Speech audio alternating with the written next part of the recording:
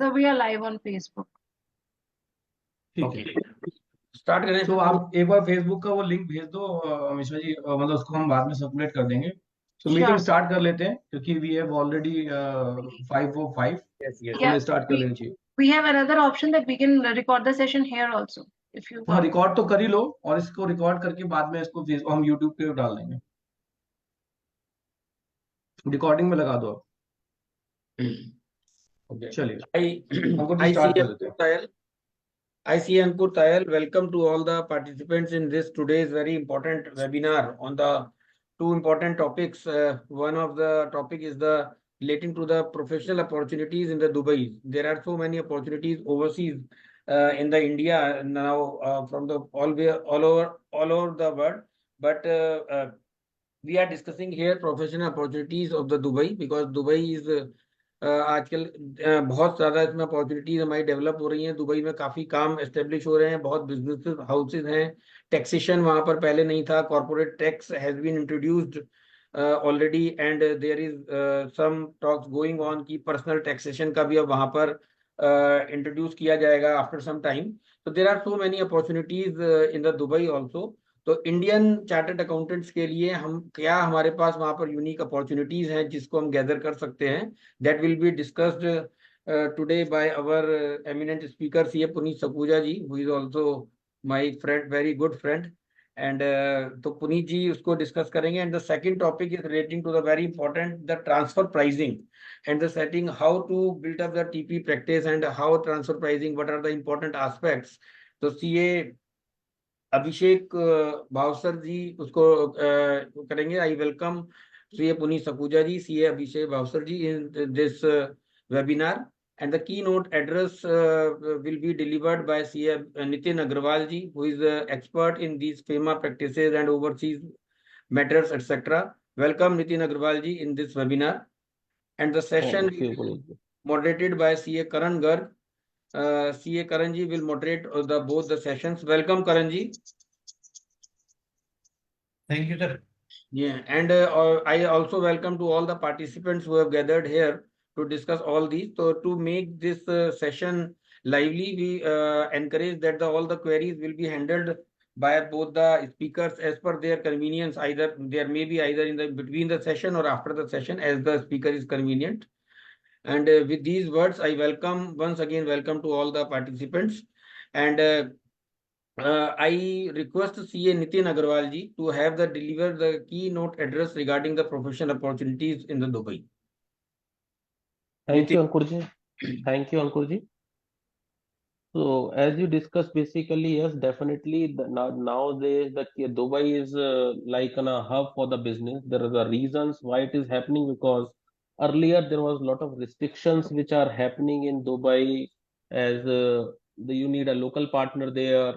As of now, if you are opening a company in FCZ or in the mainland, now you don't have require a local partner. That is giving a big opportunities for us, and we can also advise our clients to open a company in Dubai. And even for the if you have a clients who basically from the US side and they are having operations in Europe or in this Asia or Russia side, so they also want to incorporate a company in Dubai. The reason being is for the better planning and better structuring of the deals.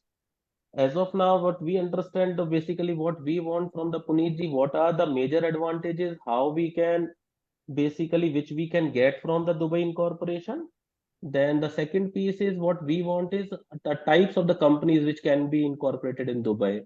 There are multiple options to incorporate. We can have a mainland company, we can have a company in FCZ also, free trade zones also. So what we want, how the client can decide and how we can advise to the client whether we should go for the free trade zone companies or we should go for a mainland company.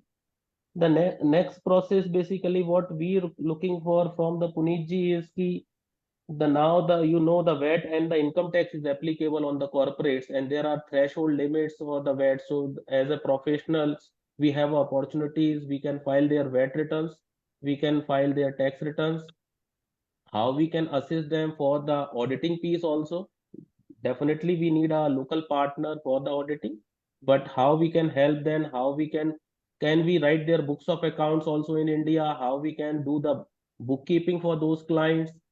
Then the next piece, basically what I'm looking for from the most important, where we can advise a client on the P structure, because as you know, whenever there is a company which is owned by the Indian residents, there always be a risk of permanent establishment. So how we can ensure that the permanent establishment should not be affected. Otherwise, what will be happen is that your global income is going to be taxed in India. You are liable to pay taxes on the income, whatever you are making or earning income in Dubai. So there are rules which is called POEM rules, then other rules are also there. So how we can see and what we can do, what are the processes and what are the compliances, what we should consider so that we can avoid the P exposure.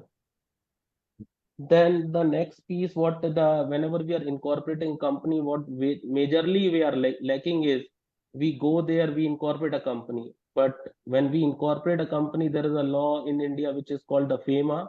And as per the FEMA regulations, you are also required and you are also supposed to do the reporting of those transactions under the ODI or maybe OPI. It depends. If you are having a stake less than 10%, you are under the OPI scheme. If you are having more than 10%, it goes for the ODI scheme. So we have also need to ensure that whether we are doing the compliance on that piece, we can advise the clients what are the requirements, how we can do the ODI compliances, what are the documents required, what is the information required. And then, Puneetji, what we want from your side is there any specific restrictions on the activity wise in Dubai? Like in India, when we talks about any FDI is coming, it is not allowed under the real estate sector. We cannot do the real estate, and the foreign nationals are not allowed to do the real estate activities in India. So if any of the companies is going from India to Dubai, is there any activities which are not permissible? How we can proceed on that piece? And apart from that, what are the activities which are permissible in general in nature, or any other activities which is required any specific permission from the government? And what are the major compliances are required to incorporate a company in Dubai, like what emirate IDs or whatever we require? What are the major concerns when anybody is going to incorporate a company? Last piece is basically whether the one person company is advisable to open in Dubai, or we can have a, like in India, when we open a one OPC company, there are a number of restrictions. You can do this, there is so much of turnover, then so many restrictions are there. So if we are going to Dubai, whether we can incorporate a one person company, or we require two directors, two shareholders, or what is that? Even if it is we can open a company by one director, one shareholder, it is advisable to do so or not? So these are my basic remarks, Puneetji, for you. So if you can assist all the audience here, how they can do, what they can do for the Dubai, and what are the opportunities for the profession as far as the compliance is concerned, the accounting, bookkeeping is concerned, then tax returns, VAT, everything. So if you can assist on those pieces, it is good for us. Thank you. Thank you, Nitin ji, for setting a good platform for Puneet ji. What are the expectations of the audience? And I am quite sure that he already must have in his presentation all these things.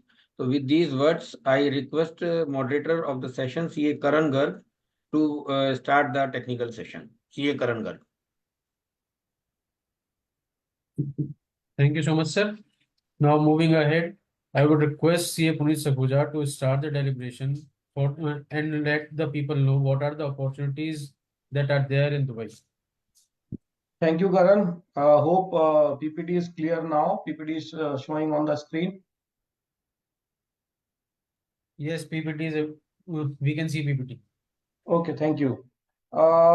Thank you, Ankur ji, Nitin ji, and especially Nitin ji, जो उन्होंने मेरी tone set कर दी है कि मुझे किस चीजों पे आगे प्रोसीड करना है. I have tried in my presentation that most of the queries raised by the Nitin ji वो कवर हो जाएं. मैक्सिमम क्वेरीज कोशिश करूंगा कवर हो जाएं. कुछ एक क्वेरीज जो रिलेटेड टू ट्रांसफर प्राइसिंग है या कुछ चीजें हैं जो टेक्निकल एस्पेक्ट पे हैं, वो मैं अभी फिलहाल क्योंकि आज का जो सेशन है हमारा आधे घंटे का जो सेशन है, that is only professional opportunities पे है। मैंने जो इस सेशन को कंप्राइज किया है कि जो पहले नितिन जी ने क्वेश्चन पूछा कि किस तरह की कंपनी यहाँ पे बनती है, उसमें डाला। इसके बाद कौन कौन से लॉज दुबई में इनेक्ट हैं और किस तरह के लॉज में हमें क्या क्या चीजें देखनी है, उनका जिस्ट लिया है। आई एम ट्राइंग कि मैक्सिमम क्वेरीज नितिन जी की इसमें हम कवर कर लें। And I am thankful Tarun ji जो उन्होंने सेशन ज्वाइन किया एंड ऑल द पार्टिसिपेंट। मैं इस सेशन में उनके उम्मीदों पे खरा उतरूं। So I am trying. So thank you very much. So पहली चीज दुबई के बारे में एक चीज इंपॉर्टेंट है कि दुबई एक विलासता भरा देश है और वहां पर अगर हम देखें तो बड़ी बड़ी बिल्डिंगें, इमारतें, इंफ्रास्ट्रक्चर की जो शोशा है उससे लगता है कि कि हमें वहां पर बहुत कुछ काम मिलेगा। एंड नो डाउट दुबई में काम की कोई कमी नहीं है, बहुत कुछ है। लेकिन पॉइंट यहां पर यह आता है कि हमारे पास कितना कैलिबर है वहां से काम उठाने का। वहां पे काम की कमी बिल्कुल नहीं है। अगर मैं धीरे धीरे इस बार इस प्रेजेंटेशन पे आगे जाता हूं तो सबसे पहले इंपॉर्टेंट बात है कि दुबई की पॉपुलेशन क्या है। जैसे हम इंडिया की बात करते हैं, India is a customer based country, यहाँ पे कस्टमर बहुत है। तो ऐसे ही दुबई में मैं अगर हम अपना बिजनेस सेटअप करना चाहते हैं या अपनी प्रैक्टिस सेटअप करना चाहते हैं तो सबसे पहले उसकी पॉपुलेशन पे बात करते हैं। तो अगर ओवरव्यू पॉपुलेशन पे लिया जाए, दो तरह की पॉपुलेशन है, अर्बन पॉपुलेशन और rural population. Most of the population are residing in urban areas, लेकिन कुछ एरियाज हैं अभी भी जो वहां पे रूरल पॉपुलेशन है।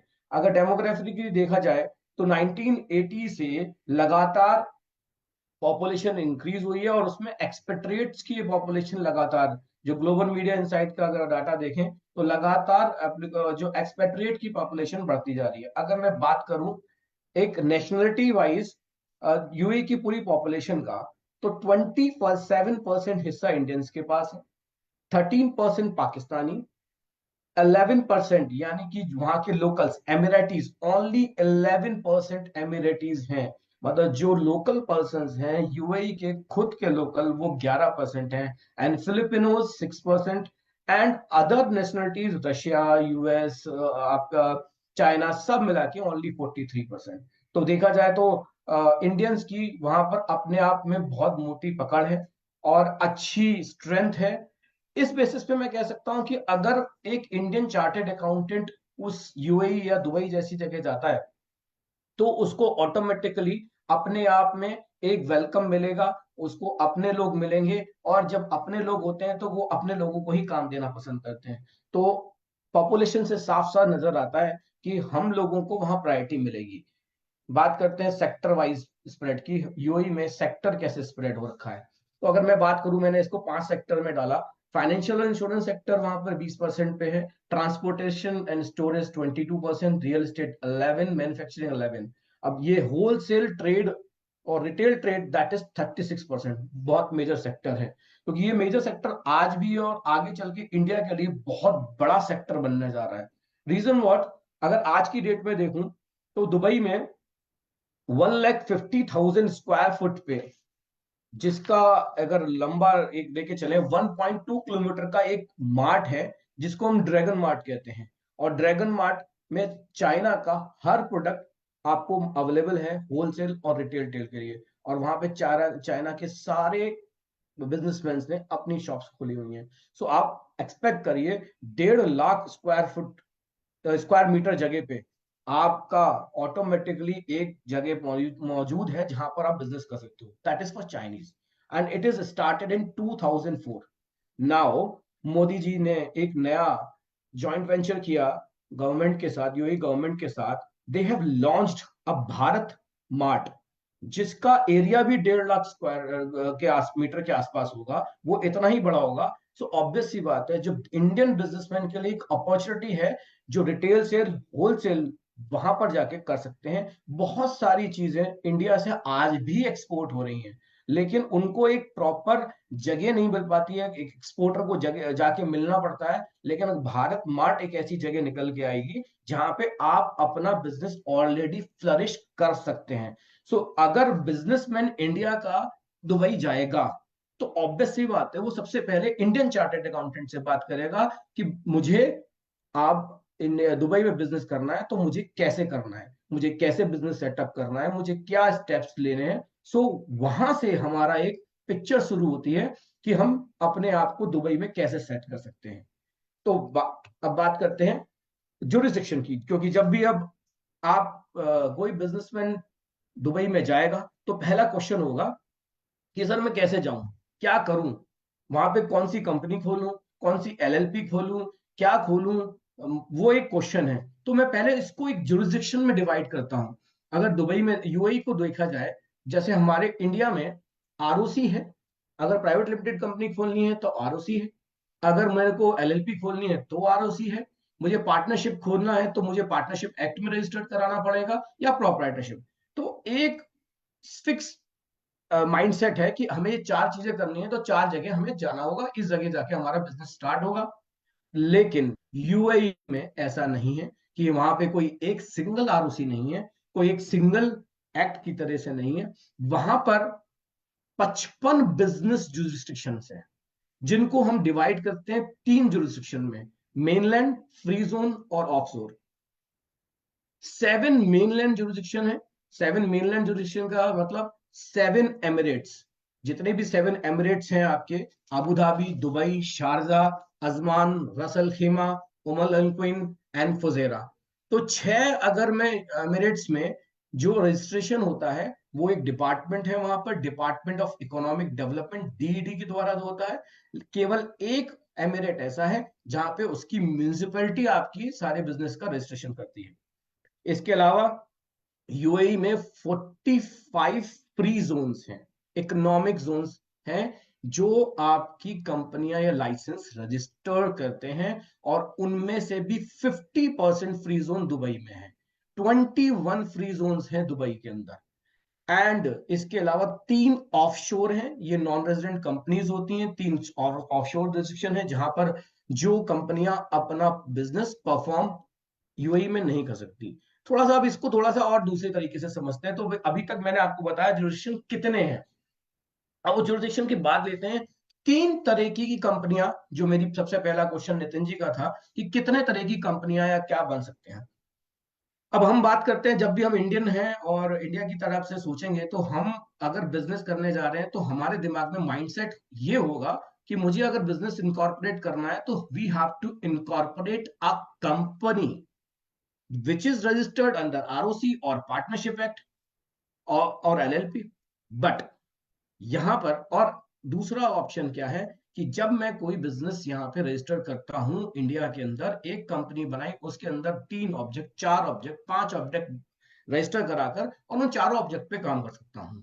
लेकिन दुबई के अंदर थोड़ा डिफरेंट है, यूएई के अंदर डिफरेंट है। वो कहता है आपको उन्होंने एक्टिविटीज के ग्रुप दे दिए कि अगर आप एक ग्रुप की 2 या 3 एक्टिविटी करते हो तो आपको एक लाइसेंस से काम हो सकता है। लेकिन अगर डिफरेंट ग्रुप की एक्टिविटी है, then you have to take licence for different activity for different licence.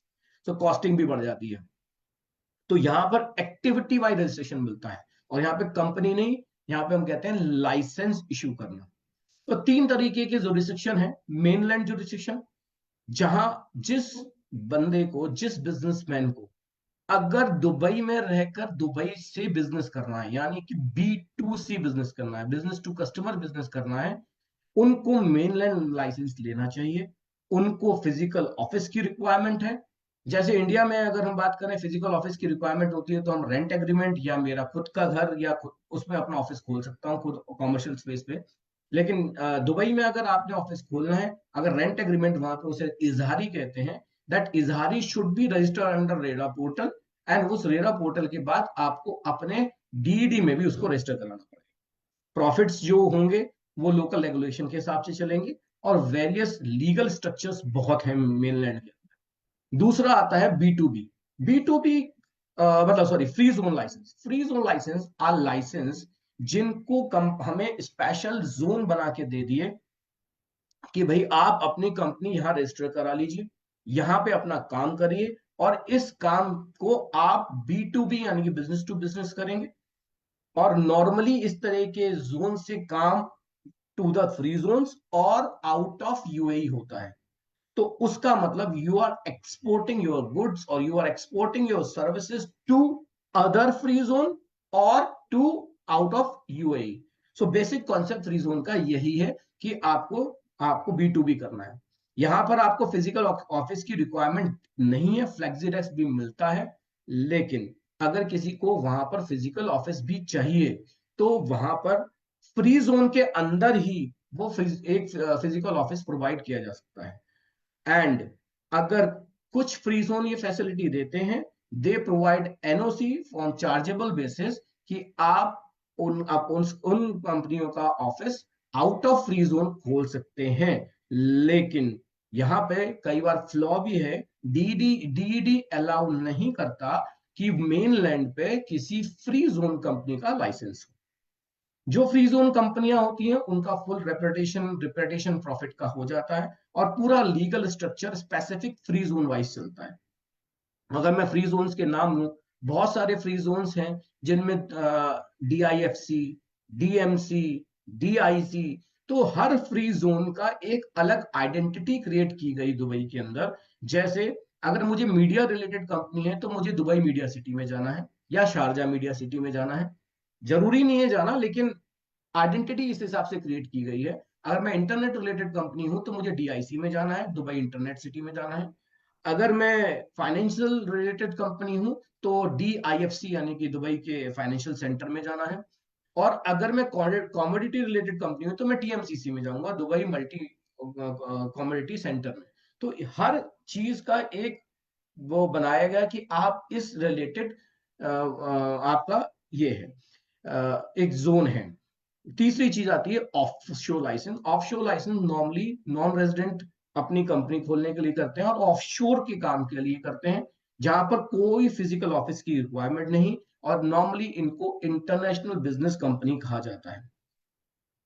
तो ये 3 तरीके के लाइसेंस इशू होते हैं, जिनमें maximum license free zone issue से होते हैं। क्योंकि एक सबसे बड़ी प्रॉब्लम क्या है दुबई के अंदर या इंडिया से जो बिजनेसमैन जा रहा है, इंडिया से जो बिजनेसमैन जा रहा है, they usually approach to the consultant in Dubai. And Dubai में कंसल्टेंट्स के साथ क्या है कि they are selling the licence, the incorporation of this licence, company कह लें या लाइसेंस कह लें, they are selling like a product. So मेरे हिसाब से ये प्रोडक्ट नहीं है। We have to give the proper consultancy कि which type of licence is required to operate your company. हम लोग कभी बार सस्ते के चक्कर में कुछ सस्ता सस्ता लिया और सस्ते लाइसेंस के चक्कर में वहां पे कंपनी इनकॉर्पोरेट कराते हैं, बाद में पता चलता है कि हमें बहुत सारी रिक्वायरमेंट पूरी नहीं हो पाई। लाइक इफ मेरा मकसद था कि मैं इंटरनेट कंपनी या नेटवर्किंग कंपनी या IT कंपनी खोलना चाहता हूँ और दुबई में ही टेंडर इशू करना चाहता हूँ, दुबई के गवर्नमेंट से टेंडर लेना चाहता हूँ। लेकिन जस्ट बिकॉज ऑफ, जैसे एक केस हुआ था उसमें बता रहा हूँ, just because of the consultant in Dubai, उन्होंने कहा कि आप फ्री जोन में सस्ता पड़ेगा वहां खोल लीजिए, वहां खोला, लेकिन बाद में पता चला कि government is not entertaining the license of free zone for the tendering purpose, only mainland. Because वही बात B2C एंड B2B, इसमें सबसे बड़ा जो हमें ध्यान रखना है कि if we are going for B2B then free zone, if we are going for B2C then we have to go for the mainland. तो सबसे बड़ा डिफरेंस जो ये है। इसके बाद करते हैं कि जुरिडिक्शन। हमारे पास लाइसेंस की कैटेगरी बहुत ज्यादा है। वहां पर अगर मैं देखूं, specific and general license, manufacturing industrial license, professional artisan services, तो मैं इनको एक कंप्राइज फॉर्म में, एक्टिविटीज बहुत हैं तो एक बार कंप्राइज फॉर्म में देखता हूँ। पहले लाइसेंस लेके चलते हैं commercial license, that is commercial activity. Specific and general licenses, that is for the buying, selling goods, import, export, sell, distribute, general trading purposes के लिए। और एक है मैन्युफैक्चरिंग इंडस्ट्रियल लाइसेंस, जो रॉ मटेरियल या मैन्युफैक्चरिंग प्रोसेसेस के लिए है। फिर आता है प्रोफेशनल लाइसेंस, जिसमें हम जैसे लोग accounting, auditing and consulting services आती हैं। और टूरिज्म का लाइसेंस टूरिज्म के लिए होता है। मैं जैसे आपसे ये कह रहा था कि हमें एक्टिविटी का बहुत ध्यान रखना है, क्योंकि कई बार क्या होता है कि हमें दो ऐसी एक्टिविटी जो डिफरेंट ग्रुप में फॉल कर रही हैं, उनका एक्टिविटी लाइसेंस अलग लेना पड़ता है। For example, if I am a chartered accountant want to do the practice of accounting and book keeping with the tax consultancy, ये दोनों ही एक्टिविटी DD के 2 ग्रुप में है। इन दोनों ग्रुप में होने की वजह से इन दोनों के लिए लाइसेंस अलग अलग लेना पड़ेगा। सो ये बहुत इंपॉर्टेंट चीज है कि हम किस एक्टिविटी का लाइसेंस ले रहे हैं। बाकी कंसल्टेंट्स या अप्रोच करने से बहुत सारी चीजें स्मूथर हो जाती हैं। अब बात करते हैं, जैसा मैंने कहा, नितिन जी ने कहा कि बहुत सारी चीजें लॉ के बारे में हमें डिफाइन करना था, तो मैं अब आगे कंप्राइज कर रहा हूं कि हमें लाइसेंस जो हो गए, हमने इसको कवर किया। Now we will cover the laws.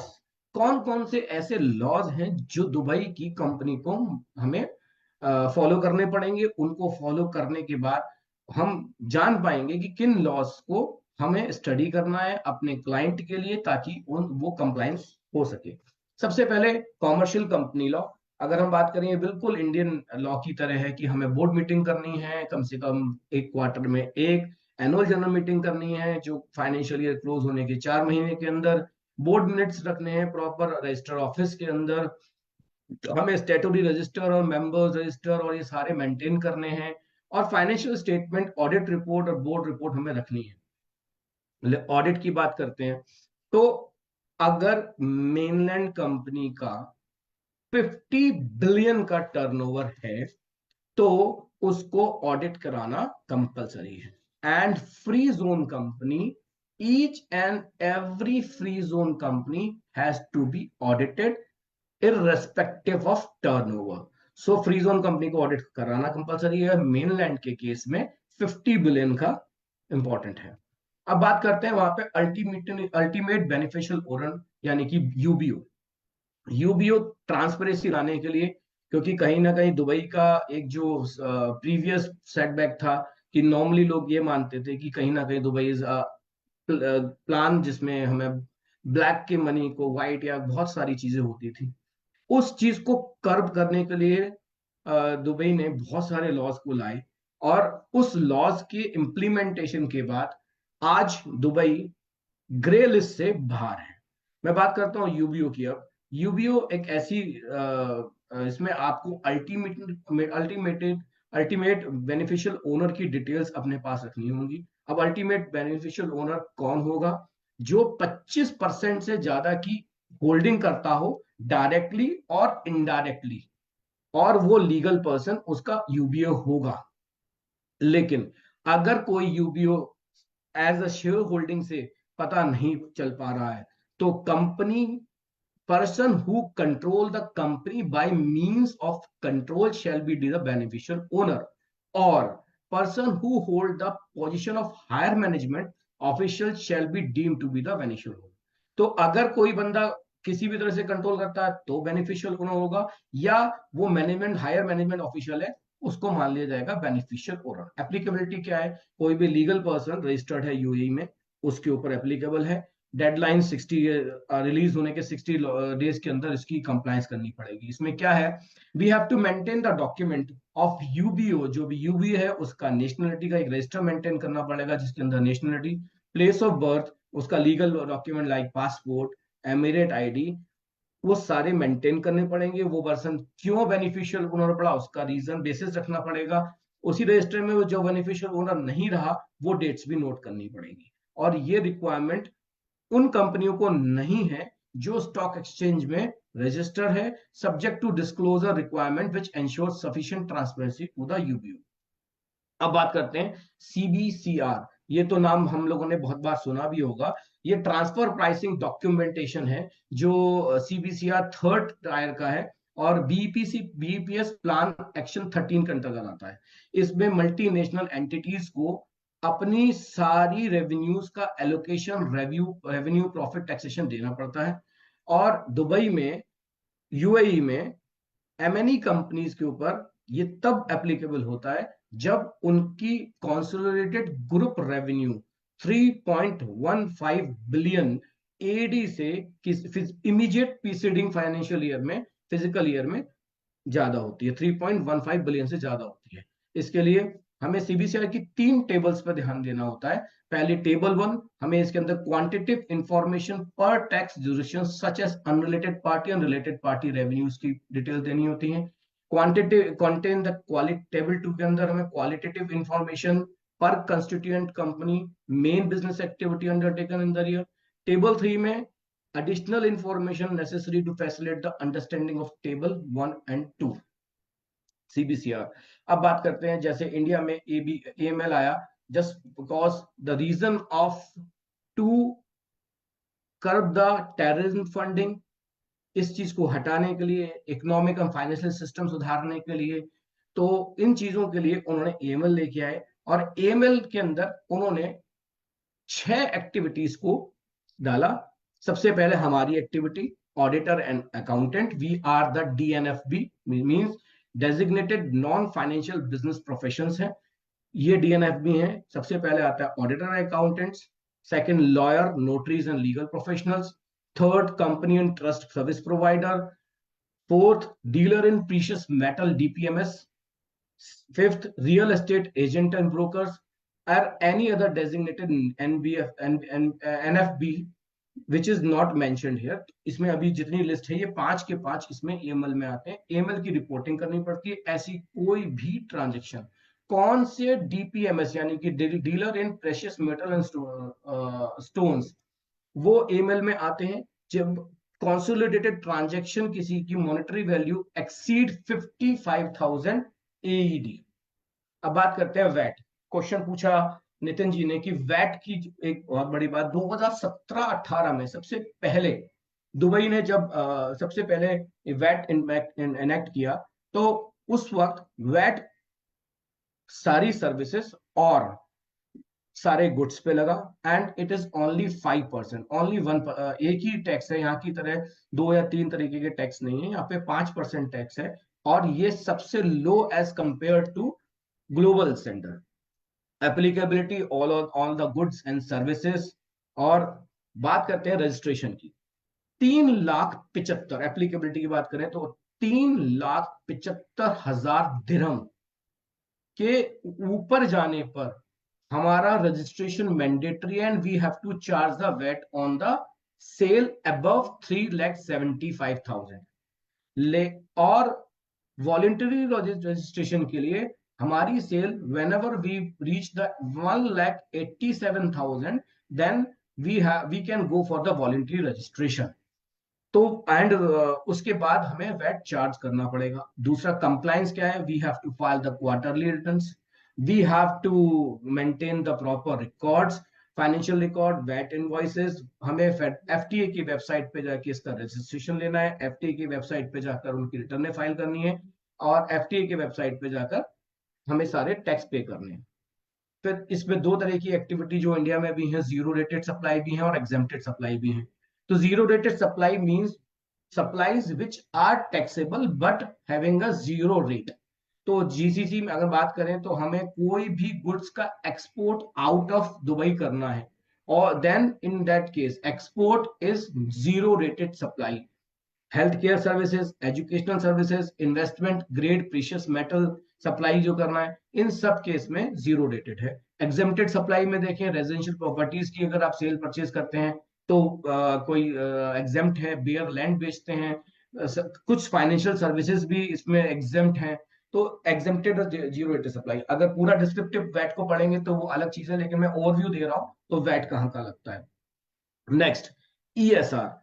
Nowadays ESR is very important और दुबई के हिसाब से या यूएई के हिसाब से तो बहुत इंपॉर्टेंट है, क्योंकि बेसिकली उनका फंडा ये है कि यहाँ पर इस तरह की कंपनी कोई फॉर्म ना हो जिसका बेसिक पर्पस फंड्स को इधर से उधर करना है।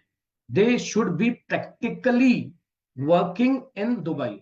अगर मैं बात करूं यूएई की, वो यूएई बेस्ड एक्टिविटी एंटिटी होनी चाहिए। लाइक अगर मैं ईएसआर टेस्ट की बात करूं तो इकोनॉमिक सब्सटेंस टेस्ट, मतलब that company is income generated activity उसकी वहीं होनी चाहिए। दुबई में मैनेजमेंट कंट्रोल होना चाहिए और उसके एडिक्वेट एम्प्लॉय एंड एक्सपेंडिचर वहां पर होने चाहिए, तब वो टेस्ट क्वालिफाई करेगी। एंड कौन कौन सी रेलेवेंट एक्टिविटीज हैं जिनके अंदर ईएसआर की रिपोर्ट्स हमें देनी होंगी। Headquarter business, holding company business, investment fund management business, intellectual property business, banking, insurance, lease finance, shipping and distribution and service centre. इन सारे लोगों को अपनी एक रिपोर्ट ईएसआर की सबमिट करनी होगी, जिसमें सबसे पहले एनुअल नोटिफिकेशन आता है। एनुअल नोटिफिकेशन के अंदर उन्हें मिनिस्ट्री ऑफ फाइनेंस के अंदर अपनी जो एक्टिविटीज उनकी हैं, क्या क्या एक्टिविटीज करी हैं और वो कब कब एग्जेम्प्ट हैं, वो दिखाना पड़ेगा। ऐसी उनकी एक रिपोर्ट सबमिट होगी इस 12 मंथ फाइनेंशियल ईयर के 12 मंथ के अंदर अंदर, जिसके अंदर relevant activity must file economic substance report with demonstrating how they meet the economic substance test. Exemptions हैं, 3 एग्जेम्पशन है कि entity that are tax resident outside the UAE, investment firm and UAE branches of foreign company, ये लोग ESR से exempted है। अब excise tax, हम excise tax को हमसे अच्छा कौन जानता है। हम एक्साइज सिंपली जो भी एक इनडायरेक्ट टैक्स है, और वैट के, क्योंकि जब हमारे पास वैट एक्साइज बहुत सारे एक्ट है, अब जीएसटी में कंप्राइज हो गए, लेकिन दुबई में वैट है, अब एक्साइज भी है। कुछ गुड्स के ऊपर, स्पेसिफिक गुड्स के ऊपर उन्होंने एक्साइज लगाया, और वो है tobacco 100%, energy drink 100, smoking devices 100%, smoking electronic devices, smoking devices 100%, sweetened drinkers 50 and carbonated drinks 50। इसके लिए हमें अपने आप को एफटीए में रजिस्टर करना होगा, और वहां पे अपनी सेलिंग प्राइस एक्साइजेबल गुड की एफटीए को डिटरमाइन करके वहां पे डालनी होगी। रेगुलर हमें अपनी टैक्स रिटर्न फाइल करनी होगी, और रिकॉर्ड हमें मेंटेन करना पड़ेगा कि कितनी गुड्स प्रोड्यूस हुई, कितनी हमने खरीदी, कब उसका इंपोर्ट किया या कितना सेल किया, प्रॉपर क्वांटिटेटिव रजिस्टर हमें मेंटेन करना पड़ेगा। एंड लास्टली मैं बात करूं तो कॉर्पोरेट टैक्स, जिसके बारे में अभी जून 2023 से लगातार रेगुलर ये बात चल रही, कॉर्पोरेट टैक्स आ गया, कॉर्पोरेट टैक्स आ गया, इनकम आ गया, इनकम टैक्स आ गया। तो इनकम टैक्स के बारे में बात करें तो income tax is applicable from 1 जून 2023। लेकिन अगर हम बात करें कि एक्चुअली में इसको अगर मैं प्रैक्टिकली देखा जाए, तो ये अब 1 जनवरी 2024 का जो भी हमारा फिजिकल ईयर होगा, 1 जनवरी 2024 से 31 दिसंबर 2024 तक का जो फिजिकल ईयर होगा, उसका जो प्रॉफिट होगा that shall be taxable, and उसकी रिटर्न फाइल करनी है from the end of 9 month from the end of physical year. Means अगर 31 दिसंबर 2024 को हमारा फिजिकल ईयर एंड हुआ है, तो हमें रिटर्न फाइल करनी है 30 सितंबर 2025 तक। तो और 3,75,000 तक कोई टैक्स नहीं है। दिरहम एडी 3,75,000 तक कोई टैक्स नहीं है। इसके ऊपर 9% का टैक्स है, लेकिन qualifying income from the qualifying free zones पे 0% का टैक्स है, सब्जेक्ट टू सर्टेन कंडीशंस। उसको हम बाद में कभी कवर करेंगे। सर्टेन कंडीशन में एक छोटी सी बात कर लेते हैं कि कोई free zone company out of UAE अपनी सर्विसेज या गुड्स एक्सपोर्ट कर रही है, जो कि उस बंदे के लिए कंज्यूम नहीं कर रहा है, वो भी आगे सेल कर रहा है, यानी कि हमारी ट्रांजैक्शन शुड बी बी। अगर हमारी ट्रांजैक्शन बी है तो वो हमारे लिए एग्जेम्प्ट होगा, otherwise that is not exempt. So ये एक सबसे बड़ा प्रॉब्लम इस ट्रांजैक्शन में आती है। हमारे लिए एप्लीकेबिलिटी क्या है? Legal person resident in UAE, like सारी कंपनियां, foreign company controlled and managed in UAE, कोई यूएई में एक कंपनी है और वो इंडिया की किसी कंपनी को कंट्रोल कर रही है, वो भी उसमें टैक्सेबल होगी। Natural person engage in the business activity, non resident permanent establishment in UAE, ये सारे के सारे इन पे एप्लीकेबल होगा। करना क्या है? सबसे इंपॉर्टेंट बात, आपको एफटीए में कॉर्पोरेट टैक्स का रजिस्ट्रेशन कराना है, चाहे आपकी इनकम जीरो ही क्यों ना हो। You have to be registered under corporate tax when, आपका जब भी कोई आपका लाइसेंस है, वो आपको कॉर्पोरेट टैक्स में रजिस्टर कराना पड़ेगा, अदरवाइज द पेनल्टी इज 10,000 दिरहम। अब उसकी टाइमलाइंस देखें तो एक सेक्टर वाइज उन्होंने टाइमलाइंस बनाई हुई है।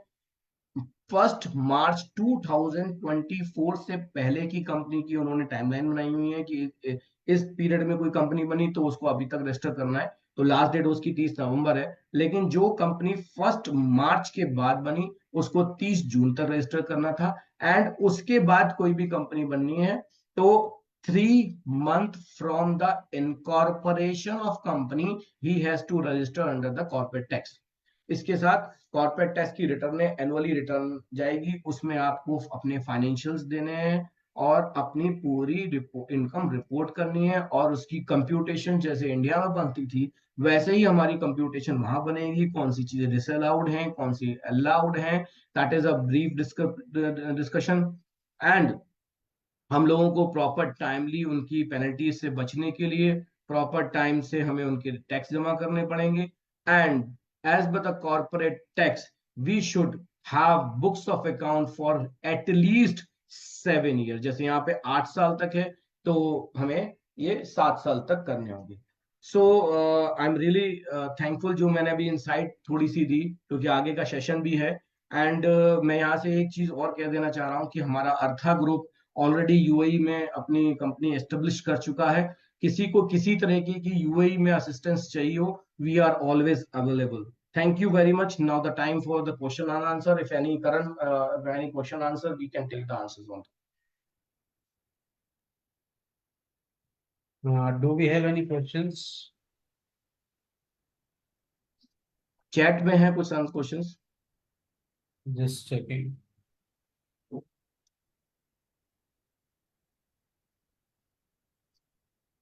There are no such questions. Only Mr. Atul Anand has asked if income tax is there in Dubai. Sir देखिए, income tax personal income tax नहीं है, ओनली कॉर्पोरेट टैक्स है on the companies only. Any other questions तो ले लेते हैं, नहीं तो आगे का सेशन करते हैं। Just a second. अच्छा, कोमल मोटवानी का क्वेश्चन है कि how can approach for the fresh start in Dubai. Yeah. Komal ji, basically आप अगर न्यूली पास आउट हैं और आपका मोटिव वहां पर जॉब का है या प्रैक्टिस का है, इफ यू वांट प्रैक्टिस तो आपको वहां पर जाके थोड़ा सा उसकी पूरे लॉज की स्टडीज करनी पड़ेगी और वहां पर रेफरेंस बेसिस पे आपको लोगों को मिलना पड़ेगा। Otherwise if you want to job, you can connect me, I can add in job group of the UAE as well.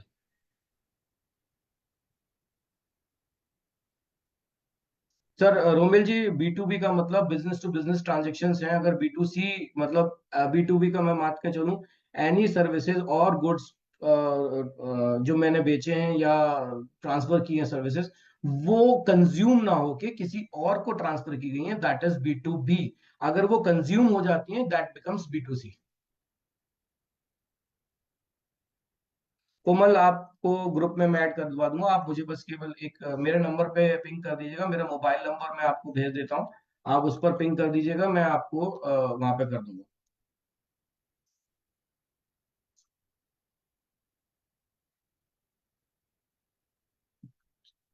Himanshu Goyal जी, आपका क्वेश्चन है कि how to set up a new practice. मैं ऑलरेडी कह रखा हूँ कि दुबई में practice start करने के लिए सबसे पहले इंपॉर्टेंट ये है कि आपको जितने लॉज हैं उनके कुछ उनके उनके बारे में जानकारी होनी चाहिए।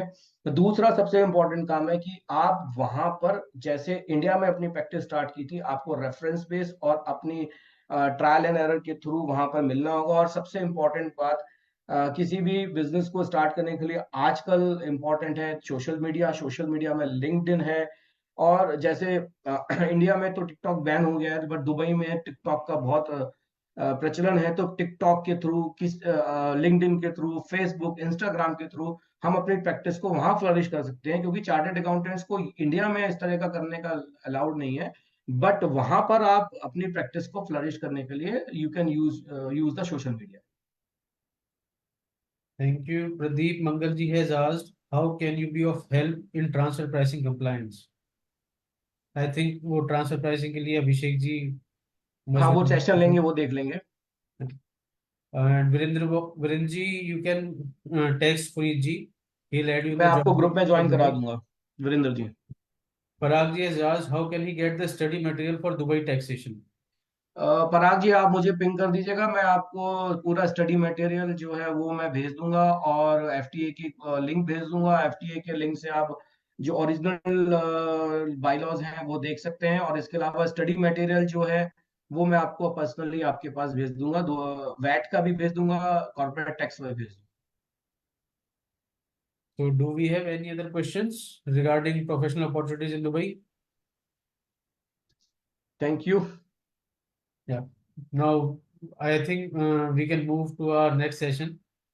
Next session is for TP. The session is the key fundamentals of India transfer pricing and setting the TP practice. So we have CA Abhishek Bhavsar, the speaker with us, and I would request CA Nitin Agarwal ji to please provide his keynote before our speaker. Thank you, Karan ji. So, Abhishek ji, with regard to the transfer pricing, as you know, the transfer pricing is something which is very dynamic in nature.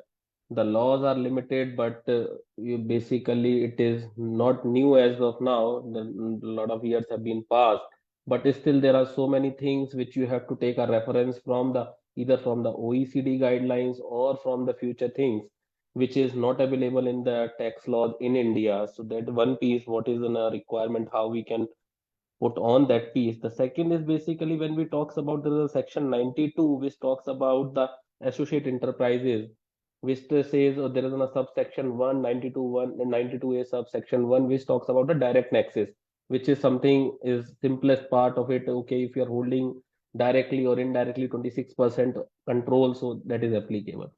But when we goes to the subsection 2, there are number of other conditions which talks about the deemed associated parties, which talks about if you're having advances, if you are having a borrowings, if you are taking basically even taking the voting powers is there. They're even though they are not the shareholders, even if they are having a common directors, if they have a control on that piece, then even if you are having basically procuring a 90% of the raw material, then also basically a transfer pricing applicable. So how we can ensure that what are the document we have to see? And apart from that, as you know, there is an international transaction that is something which can be easily seen that there is we are in India, we are selling the goods or buying a goods or availing a services or providing a services. That is something we can understand. It's an import of services, export of services. If it is happening through base to the related party, we can understand, okay, the transfer pricing is applicable. But in the law, there is a provisions which talks about the deemed international transactions. Or apart from that, the deemed basically transaction, like even if we are supplying a services or providing a services or availing a services to the non-related party, and those transactions also comes under the preview of the transfer pricing. So what are the documents we have to see? What are the documents we have to ensure? Okay, we have to go through by these documents, and that will help us to ascertain. Okay, these are also a transactions where these will be treated as deemed international transaction, deemed related party transaction, and the transfer pricing will be applicable. How we basically we can do on that piece, that is more important, because as far as my understanding is concerned, we are missing on that piece. We are just basically most of the time reporting only those transactions which are directly related to the associate party. So that is something which is missing. Then basically, what are the limits for the transfer pricing audit? Is there any limits defined for the international transfer pricing or the domestic transfer pricing? So as far as my understanding, there is no limit for the international transfer pricing. For the domestic, it is 20 crore rupees where, and there are very limited cases where the domestic transfer pricing is applicable. When then the next piece is what is the limits and what is the requirement for the TP or is study? Is it required in all the cases TP study? Even if there is not required as a professional, when we are certifying Form 3 CEB and we are not having a TP study, on what basis we can certify even there is a threshold below the TP limit? Then apart from there, when we doing a practice in number of cases, when we come across the cases where the companies are the loss making companies, even in the service industries or another, the professional brothers having the challenges, what method should be applied in the cases of the loss making companies?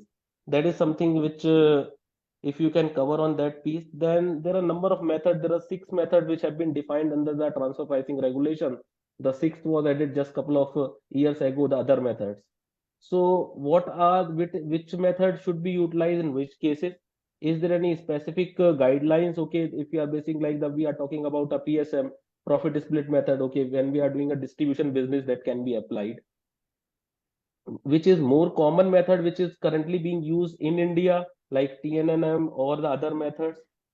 Then the next piece, what we are looking for the any industry specific methods, that what we are talking about.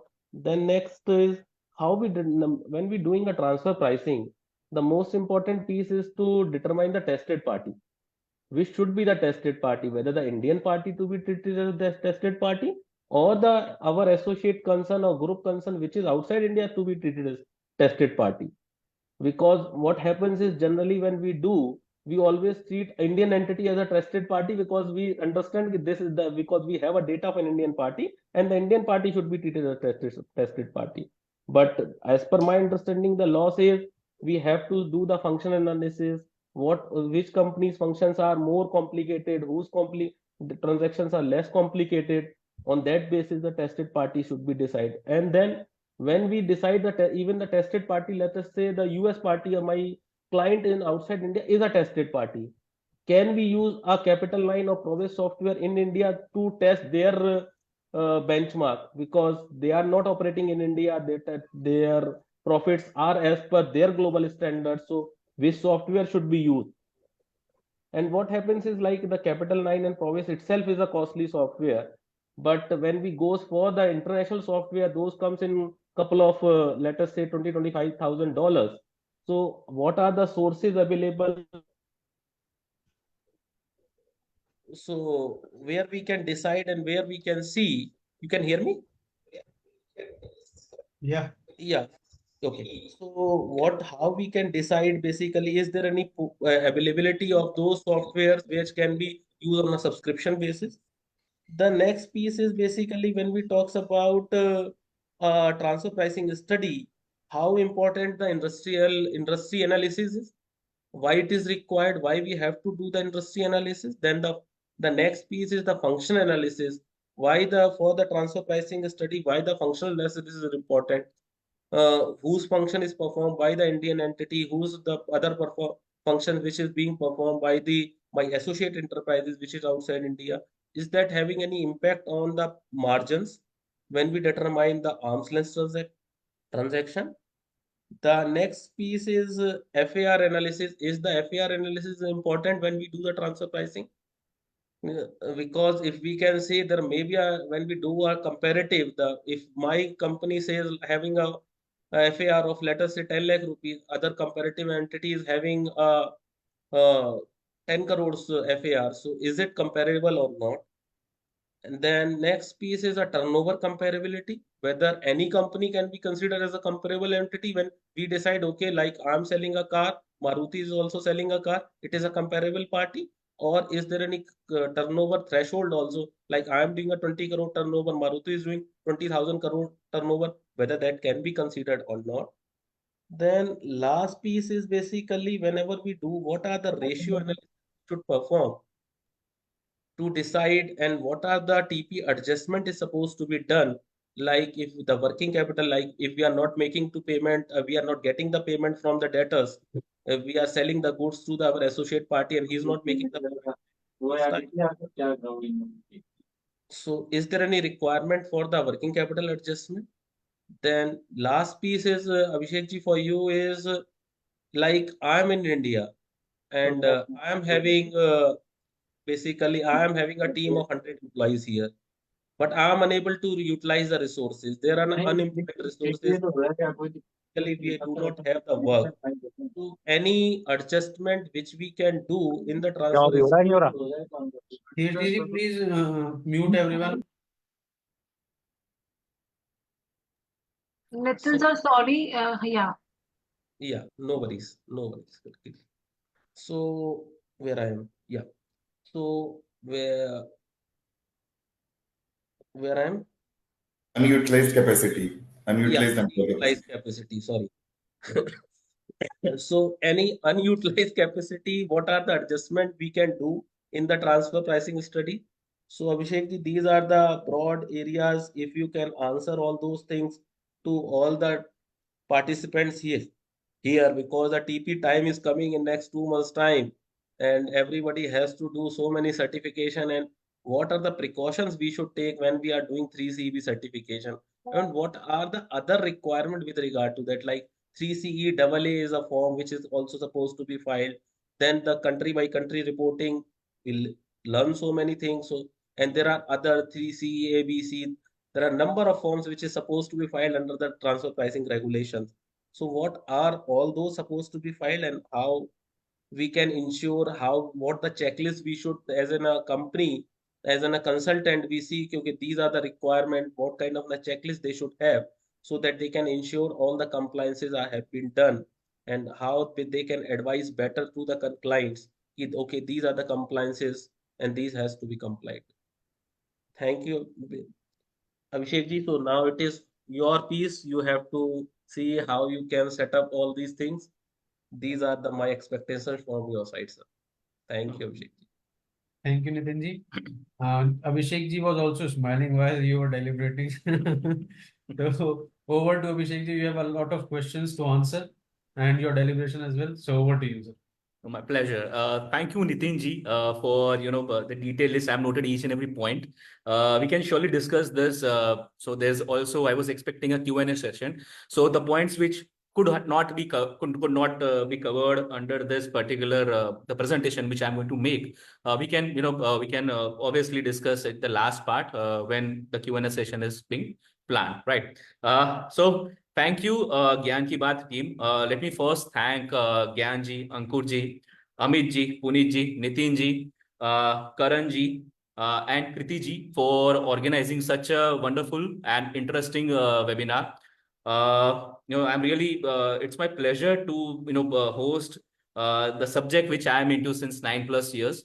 And, I can also see certain senior faculties or senior members over here, and with their blessings, I'm able to hope I am able to, give the knowledge to the participants as also the people who are, seeing online. Right. So I'll just, so I'll just share my screen to start the presentation, taking more, rather than taking more time and discussing other things. The perspective of this entire presentation is that first aim is to, because I have been to this market of practice, or you can say advisory, since a year, since more than 1 year. And before that, I have done, jobs in many consulting firms, which also includes Big Four. What I have understood by when after coming to the local market is that we have predominantly a issue of lack of skill sets itself. This all questions are valid, but before that, my intention for this entire workshop or webinar is that I need to remove the fear that we as a local firm also can practice. That is, we all can practice as a local firm in the area of transfer pricing, which we are already doing that.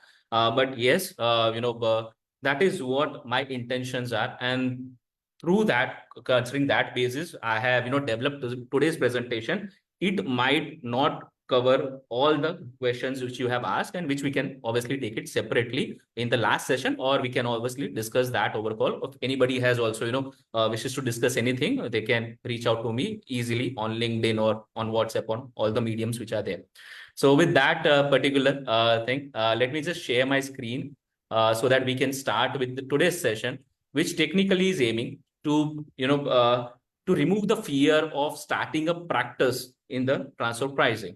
So I welcome you all to the world of transfer pricing. Can anybody please confirm if you are able to see the screen and if you are able to listen to me? The screen is visible. All right. You are Thank able to. you. Yeah. Thank you. Thank you.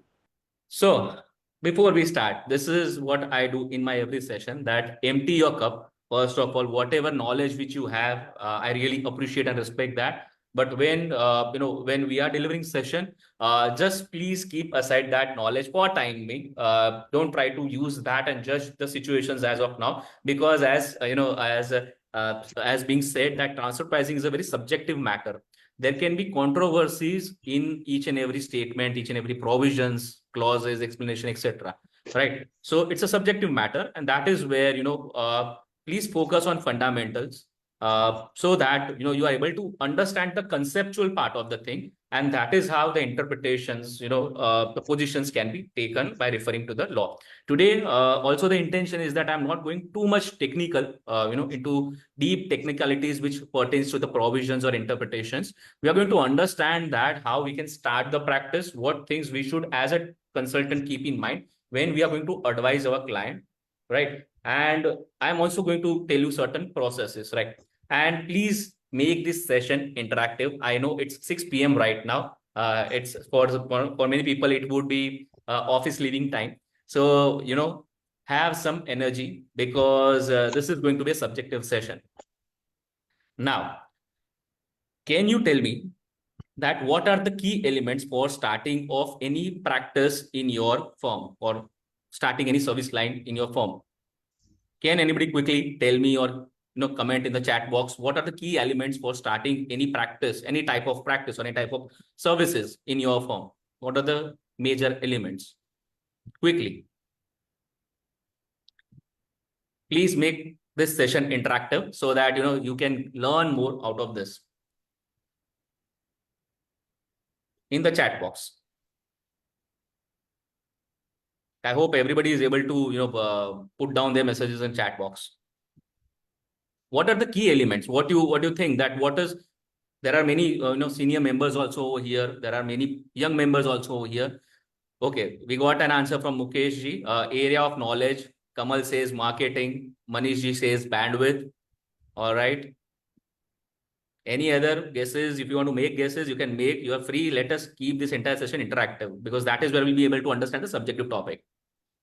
Right. Capital, knowledge of that particular area. Capital, okay. In a CA firm, capital, okay. Business plan, okay. That's a big word. Networking, okay. Okay.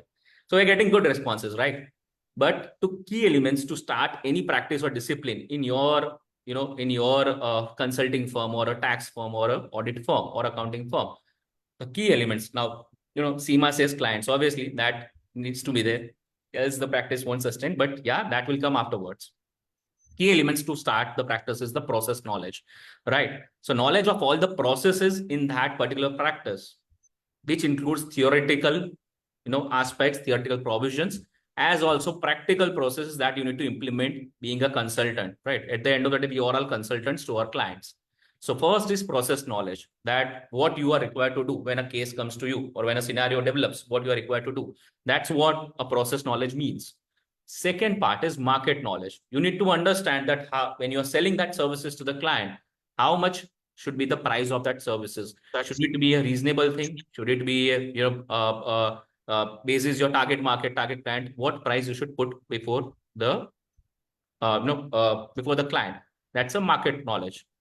And capability to sales. You need to do branding, right? You need to do marketing of that thing. You need to understand that how you'll be able to sell that. You need to have a confidence, and also at times you may have to take risk. These are all real practice scenarios, right? At sometimes we also take certain positions which we think that, okay, that could be arguable before, transfer pricing officers or authorities. But yes, that builds up our confidence in the practice. So risk and confidence is the thing when it comes to capability of sales. Do you all agree with this? Yes or no?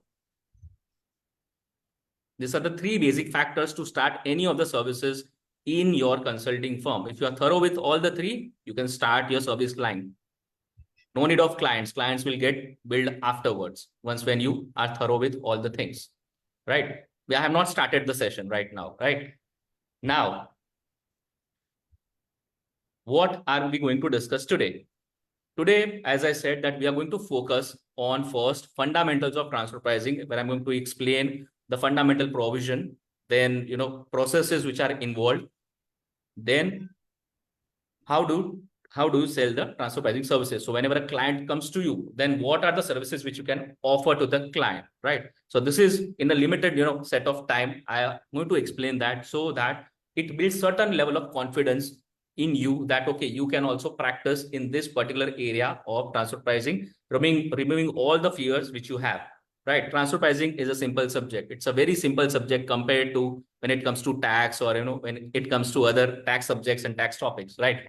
Audit and other things. Transfer pricing is technically a very simple subject. And for us Indians who are having certain level of commercial knowledge, we can understand in our families also, we can see that there are certain business people in our family also. So we are somewhere connected with the commercial scenarios and situations. And that also adds to our skill sets. So believe in yourself that transfer pricing is a simple subject.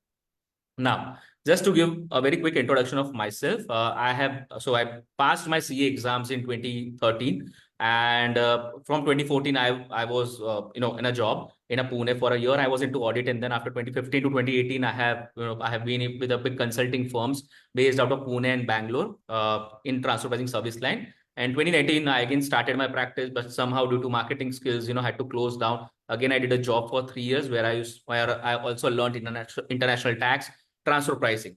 So, this is just to show you that, okay, the person who's speaking about transfer pricing knows something about transfer pricing. It's been the 10th year in which I am into transfer pricing, and I'm consulting clients since 10 years into this particular area of service.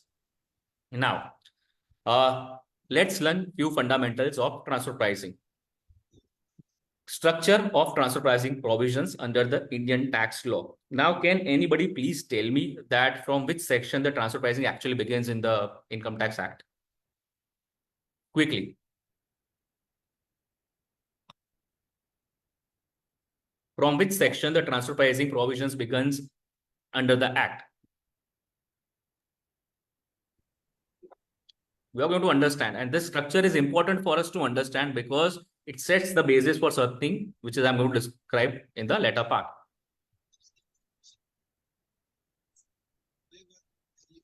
Okay, Kamal says section 92. Okay. What about section 90, which talks about double taxation avoidance agreement?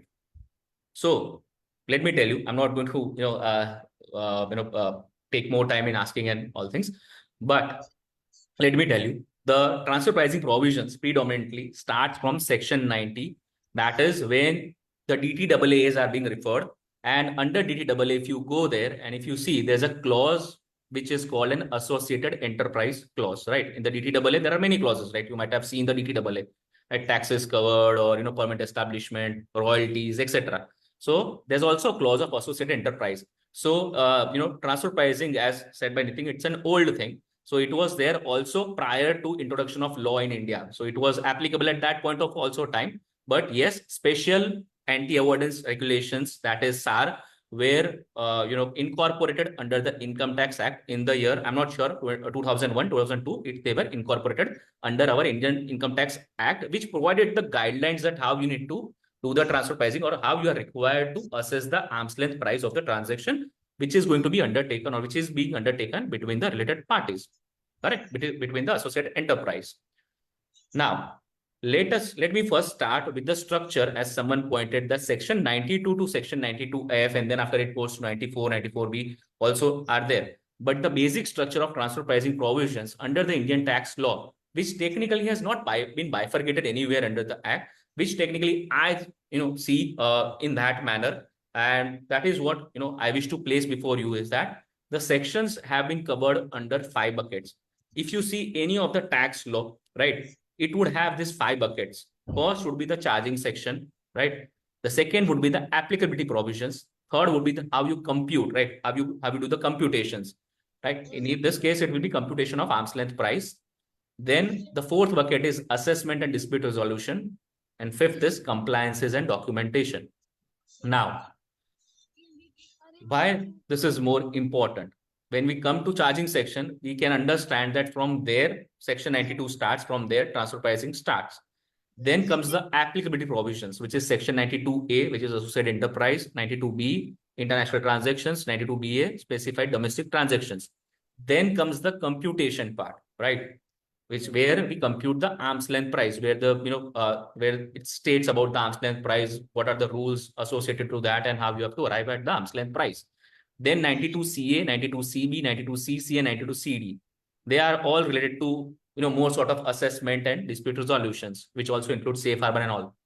And compliances and documentation, which is 92D and 92E. These are the primary sections under transfer pricing, which are required to be understood. Now, can anybody please tell me why it is important for us to understand these 5 buckets? Or by understanding or by knowing these 5 buckets, what becomes easy for us? As I said, that our entire intention today is to make the entire subject easy for you so that you get a confidence to practice the same in the market. Can anybody quickly tell me, or else I'll go ahead with the deck. why it is important that we should bifurcate any of the tax law or any of the tax provisions, particularly SAR, into this particular 5 buckets. We are all chartered accountants, I presume, and we are all consultants, and we are consulting our clients. It is important because firstly we need to know on which things on which nature of transactions this provision will apply. Secondly, we need to know whether a particular transaction will fall under this charging section or not. Okay. Then if a particular transaction falls, then we need to have the computation what will be the value, and accordingly the taxes will be levied. Okay. So And Bhavit, thank you. Yeah. Sorry. yeah, please. Sorry. Yeah. You were speaking something? Yeah. Sorry. You just asked for completing all these 5 steps, so I was going through all the 5. So now let me make it easy. We, as I said, we are all consultants. We have our own clients. Probably you might be working with, anybody of you could be working with your employers as well. It is important from a consultant's perspective because the simple reason is that from the first 3 parts, that is charging section, applicability provisions, and computation, you can give advisory services. From the assessment and dispute resolutions, you can give litigation assistance. And from the compliance and documentation, you can give compliance assistance. That is where the charm here is that if you are able to crack the first 3 first 3 buckets, that is charging section, applicability provisions, and computation, then you can crack the rest 2, because the rest 2 are procedural part, right? Aapka question of law first 3 buckets mein hi hoga, right? Apart from the procedural aspects in case that have been missed. But litigation assistance and compliance assistance will obviously come from this first 3 buckets, right? This has not been disclosed anywhere. Nobody discloses that, right? That is where it is important that when you learn transfer pricing, these are the provisions that are fundamental to it. That is section 92, section 92A, 92B, 92BA, and 92C. Once you are clear and thorough with all the provisions, you can definitely render advisory services in the area of advisory. You can render the services in the area of litigation and compliance assistance, right? Something new to know, right? Now, how will you assess the chargeability of transfer pricing provisions on a transaction? Now, to clear that particular thing, I'll just go from very basic thing. Section 92 starts with the statement that section 92 subsection 1 starts with the statement that any income arising from an international transaction shall be computed having regards to the arm's length price. Right now in this session, I have not kept SDT, that is specified domestic transaction, into picture. We are just right now discussing the basic fundamentals, which technically where I have taken the international transaction reference here. So what section 92(1) says that any income arising from an international transaction shall be computed having regards to the arm's length price. 2 main things that we have to see here. There should be income, and which should arise from an international transaction. That is where transfer pricing provisions are applicable. Is it clear? Now, why it is important? Because there can be certain transaction through which the incomes cannot arise. They are out of the purview of chargeability of section 92 subsection 1, as I'm saying, right? So you need to be very clear on the income part. I'm going to explain that also. In my case, what situation was developed. Now, we go ahead. The provisions of transfer pricing, which are there under chapter 10, shall be applicable on fulfillment of the following conditions, right? First is there should be an international transaction between 2 or more associated enterprise, right? There cannot be an international taxation within the enterprise, right? Yeah, if it's a foreign branch or permanent establishment, that's a different story, because the branch would be outside India. So there should be an international transaction between 2 or more associated enterprise. That is what 92B1, you can refer that. At least one of the associated enterprise should be non-resident, right? The basic condition for applicability of transfer pricing on international transactions, right? The international transaction should give rise to any one or more of the following. That is income or expenditure or interest payments. In certain cases, such as availing or providing of loans, guarantees, purchase of fixed assets, accounts receivable, etc., the transfer pricing provisions will be applicable, though they may not affect the profit and loss directly. These are the fundamental provisions. The provision shall also apply where the A's mutually agree to share the cost or expenses. So when two A's are rendering services to a third party, still in that case, transfer pricing may apply. And where the two A's contribute to the cost or expenses in connection with the benefit, service, or facility to any one or more A's, right? So this transfer pricing provisions will also apply in that scenario, right? Now comes the question. Can you give me any examples or scenario wherein there is an international transaction between two related parties, out of which one is outside India, still TP provisions cannot be applied? While I'm not asking about you to report that transaction in Form 3CB, we may report that transaction. That's a different story. But can you do TP analysis on such transaction in case if you have come across such example? Issue of shares. Yeah. Share capital, we do transfer pricing. What is the peculiar situation in share capital? Issue of Question, your shares. answer is half correct, but yeah. Issue of shares. Okay. Below threshold. Oh, so the transfer pricing is also applicable on even a nil value transaction, such as interest-free loans. Correct. Dividends, we don't do transfer pricing because that's a post-tax item. So post-tax pay, as such, there cannot be any adjustment. अरे भाई आज ही तो खत्म हो रहा है सीख के तो थोड़ा थोड़ा तभी तो कुछ तो बताती और आज नया दिया है कोई कीर्ति इनको मिनिमाइज म्यूट कर दो ठीक है All right.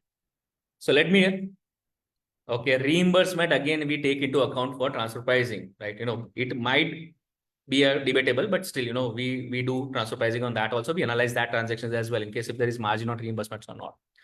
Right. So let me give you a situation. Share capital, as someone said. So when we issue shares at face value, when a new company is set up, right? And when you issue shares in a new company, I'm not talking about the further issue of shares or issue of additional, when there is a further issue of shares, not that situation, but issue of share capital. When there is an issue of share capital, you cannot, do transfer pricing technically, because there is nothing or no income which arises from that particular transaction. Probably at the time of further issue, there can be a valuation aspect that needs to be taken care. So that is one of the common example where we don't do transfer pricing. The second situation is that this technically arose in my case where we bought the goods, where the client bought the goods and kept the goods the same in stock. They were semi-finished goods that he bought, that it bought from the entity, and at the same value, the same was shown under closing stock or was there under the closing stock.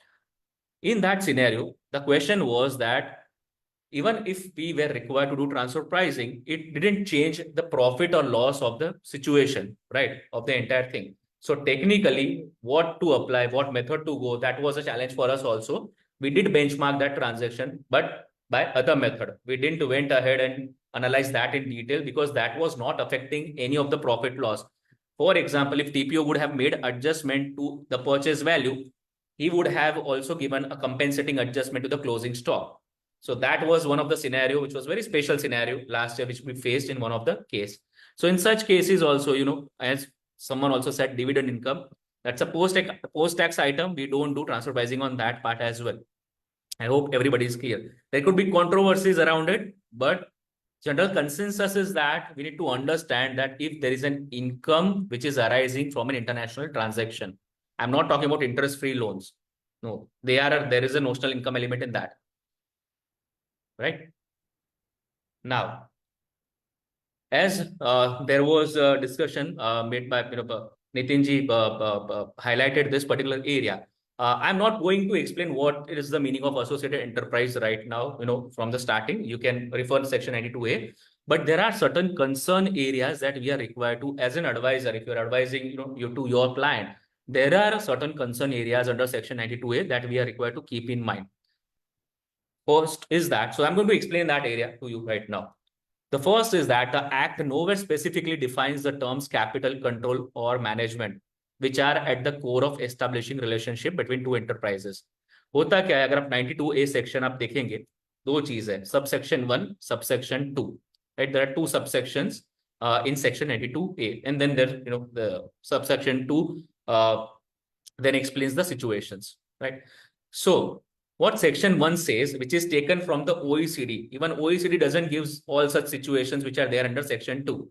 So what section 1 says that to establish an associate enterprise relationship between two entities, there needs to be either by way of capital control or management element in that relationship, right? That is what section N21 says. But अब होता क्या है कि capital has not been defined in the act. Control is not, when I'm talking about transfer pricing, international, the provisions, control has not been defined under that particular provisions, SAR, and management has not been defined, right? That is where the issue arises, and that is where subsection 2 was introduced afterwards, which gave all the situations which Nitin ji explained well. Now the controversy is that so there is a controversy such as whether you should do a combined reading of subsection 1 and subsection 2, or you should do a separate reading of subsection 1 and subsection 2, meaning that they are mutually exclusive, or they are to be read separately.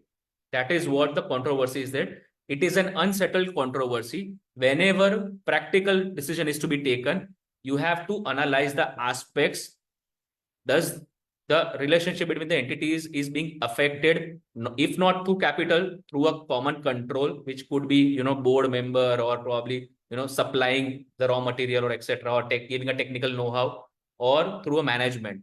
That is what, as a prudent consultant, you should take a position. I hope I have clarified my answer to Nitin's question, that whenever a situation comes up when you are not covered under section 92A, right, there are certain favorable provisions and favorable rulings, which tells that you have to read the combined sections 92A1 and 92A2. Personally, my position is also that there should be a combined reading, because the law provides for that combined reading, right? And where it is beneficial for us, we can opt for that particular section. But somewhere there are also non-favorable ruling which says that 92A1 and 92A2 are to be read separately. And if there's an element of capital control management through other scenarios which are not there under 92A2, then at that point of time, you may get covered under transfer pricing provisions, right?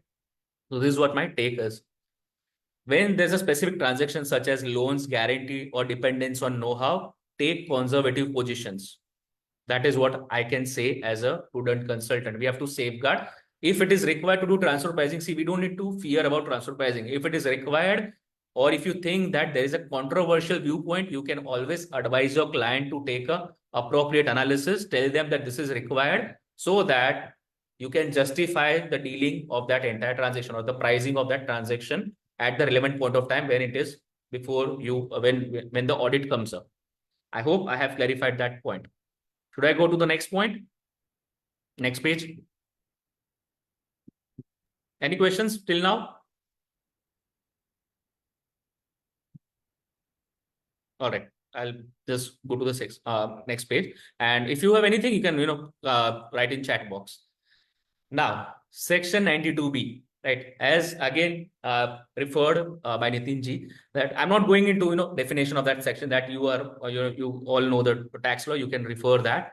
But what the important part under section 92B is that deemed international transaction, which straight away what is a deemed international transaction provision? Let me just explain that first. First is that a transaction entered into by an enterprise with a person other than associate enterprise. Now, what happens that first is international transaction is a transaction between two associate enterprise, out of which one associate enterprise is outside India, right? That is what the definition of international transaction is.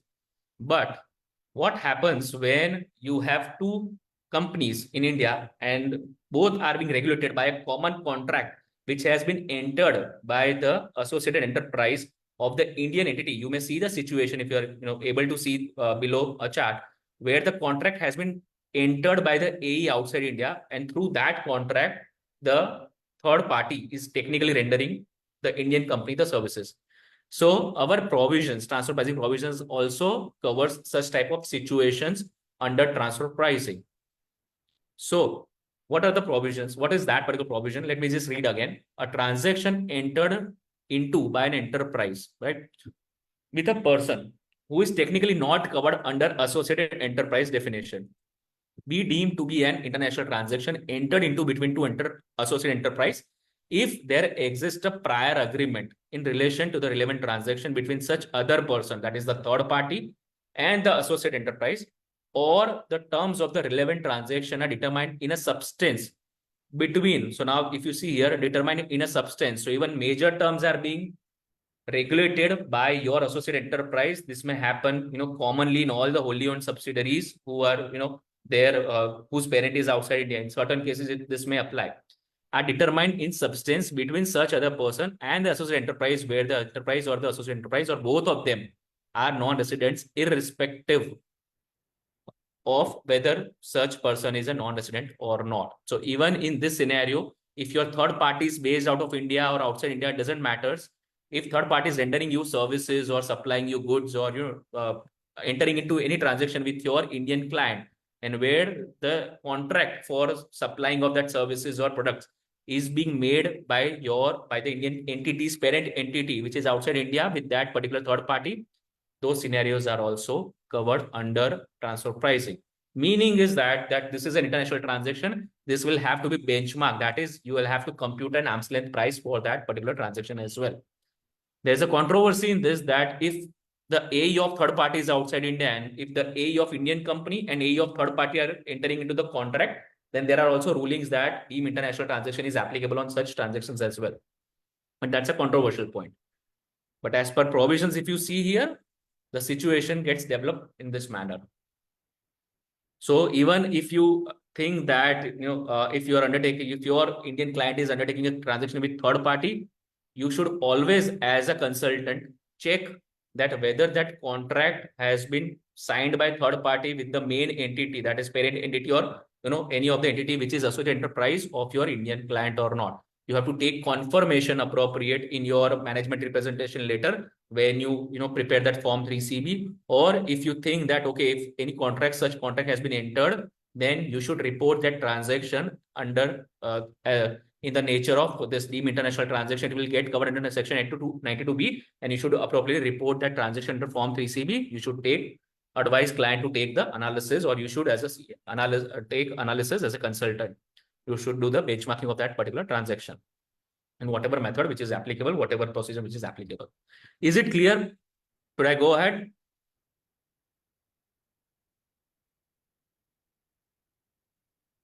All right, I'll just go ahead. Now this is a question to you all.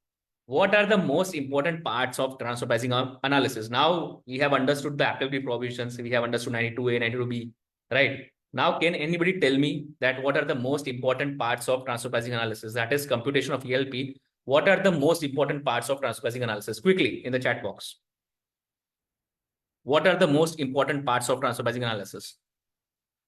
What do you think for undertaking transfer pricing? See, transfer pricing analysis is basically when you compute arm's length price for a transaction, right? A transaction has been happened between two associate enterprise, right? Out of which one is outside India, right?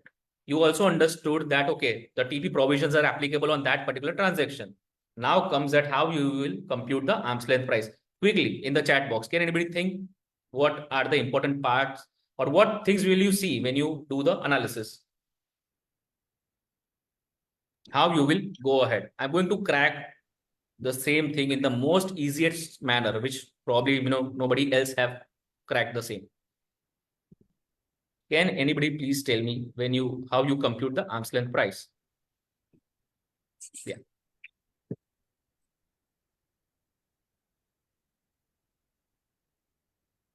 All right. Yeah. Tarun, you wish to say anything?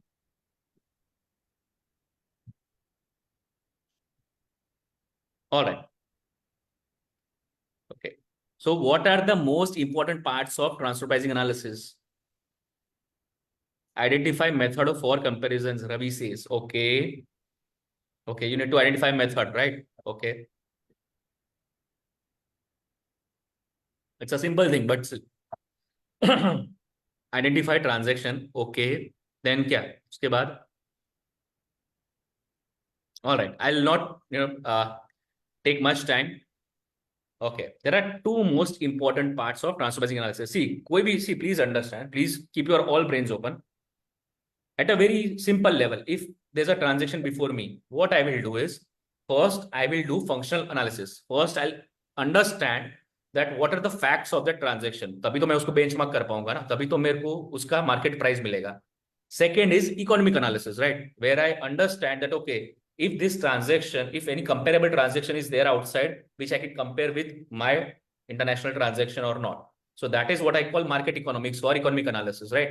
The first part is functional analysis, where I understand the factual aspects of the transaction. कभी भी आप transfer pricing करोगे, कोई भी consultant करेगा, first he will always see the facts of the case, facts of the transaction, nature of the transaction. Now, how you do the functional analysis and how you do the economic analysis.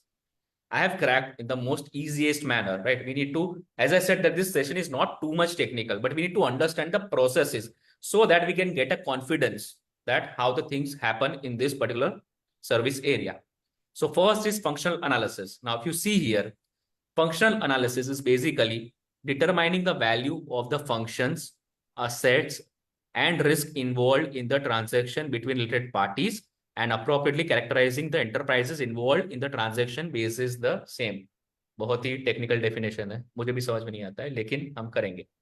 ठीक है, तो what is functional analysis is determining the value of functions, assets, and risk involved in the transaction between related parties and appropriately characterizing the enterprises involved in the transaction basis the same. Too technical, right? Now, how you crack the entire thing, what you do in the functional analysis is first, what is the nature of transaction? ठीक है, what is the class of transaction? Purchase किया है, sale किया है, purchase of semi finished goods किया है, purchase of raw material किया है, ठीक है, purchase of IT service किया है, IT service में क्या किया है, development है, designing है, coding है, testing है. What is the nature of that transaction? ठीक है, what are the terms influencing that transaction, right? किस टर्म्स पे है, कौन से पेमेंट टर्म्स है, कब मुझे पे करना है, what are my liabilities, right? If anything goes wrong. So these are called terms influencing the transaction, terms of contract payment. I've heard. What is the class of associated person? Now, agar if there's a manufacturer who's giving a distributor goods for further retailing into the market, then it is called class of associated person. Someone is manufacturing, someone is distributing. So this we call as class of associated person, or generally characterization of an associated person, right? What are the functions performed? So if there's a manufacturer, there could be also an IP holder, right? Or the manufacturer is itself IP holder. There can be a separate R&D department, and there can be a separate manufacturing entity as well. And then there can be a separate distribution entity. So which entity is performing what functions in the supply chain? That needs to be understood. And are there any other factors important? That is in case of special transaction like loans, financial transactions ho gaya, intergroup service ho gaya. So there are other factors also that you are required to judge when you do the function analysis. This is what the core meaning of functional analysis. It's not a technical thing. You need to understand the facts of the transaction in detail. That is what the exercise that you should as a transfer pricing consultant. Now, why it is important? Because this will give you a understanding that now how you have to proceed with the benchmarking thing. That is how you need to determine the method, do search for comparables and do the etc. process under economic analysis.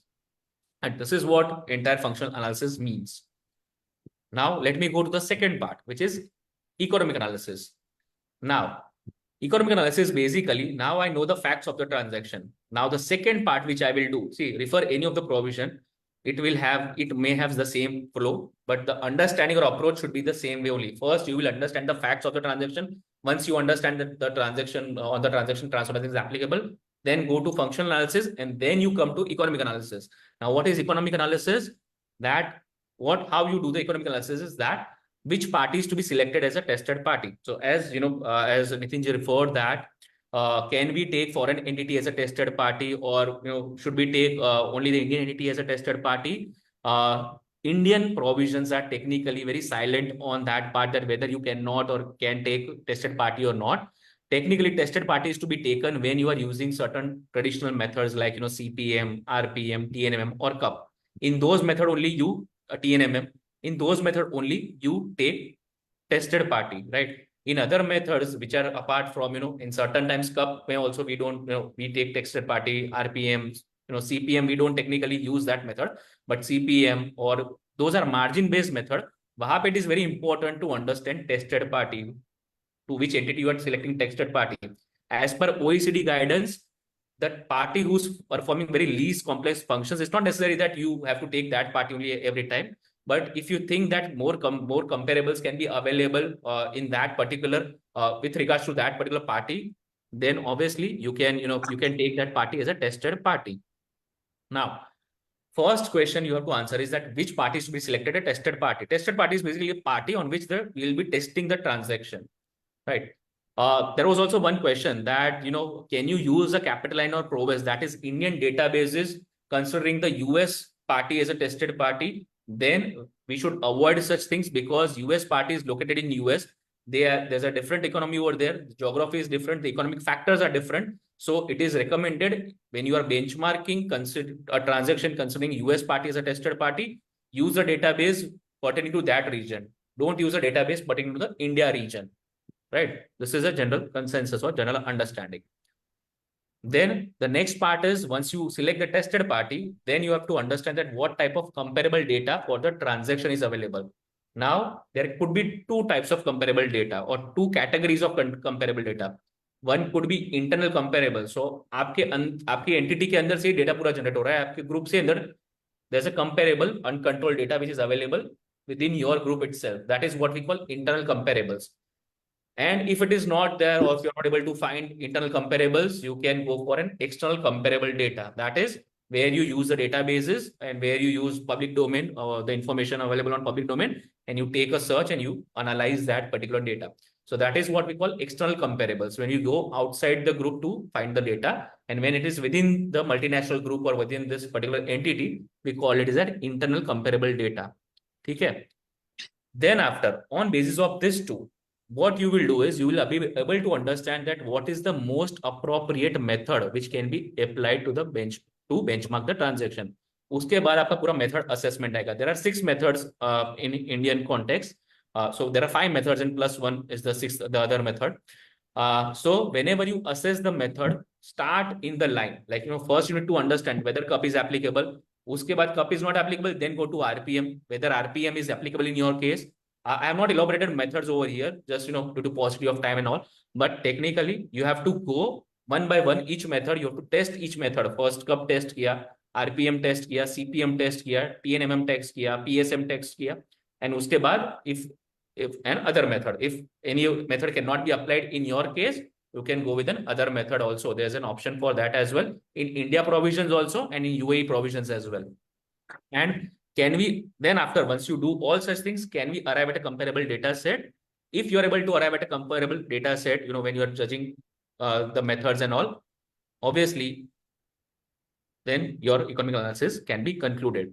Now the charm here is that basis the above 2 questions, you can answer below these 2 questions just for making the things easy.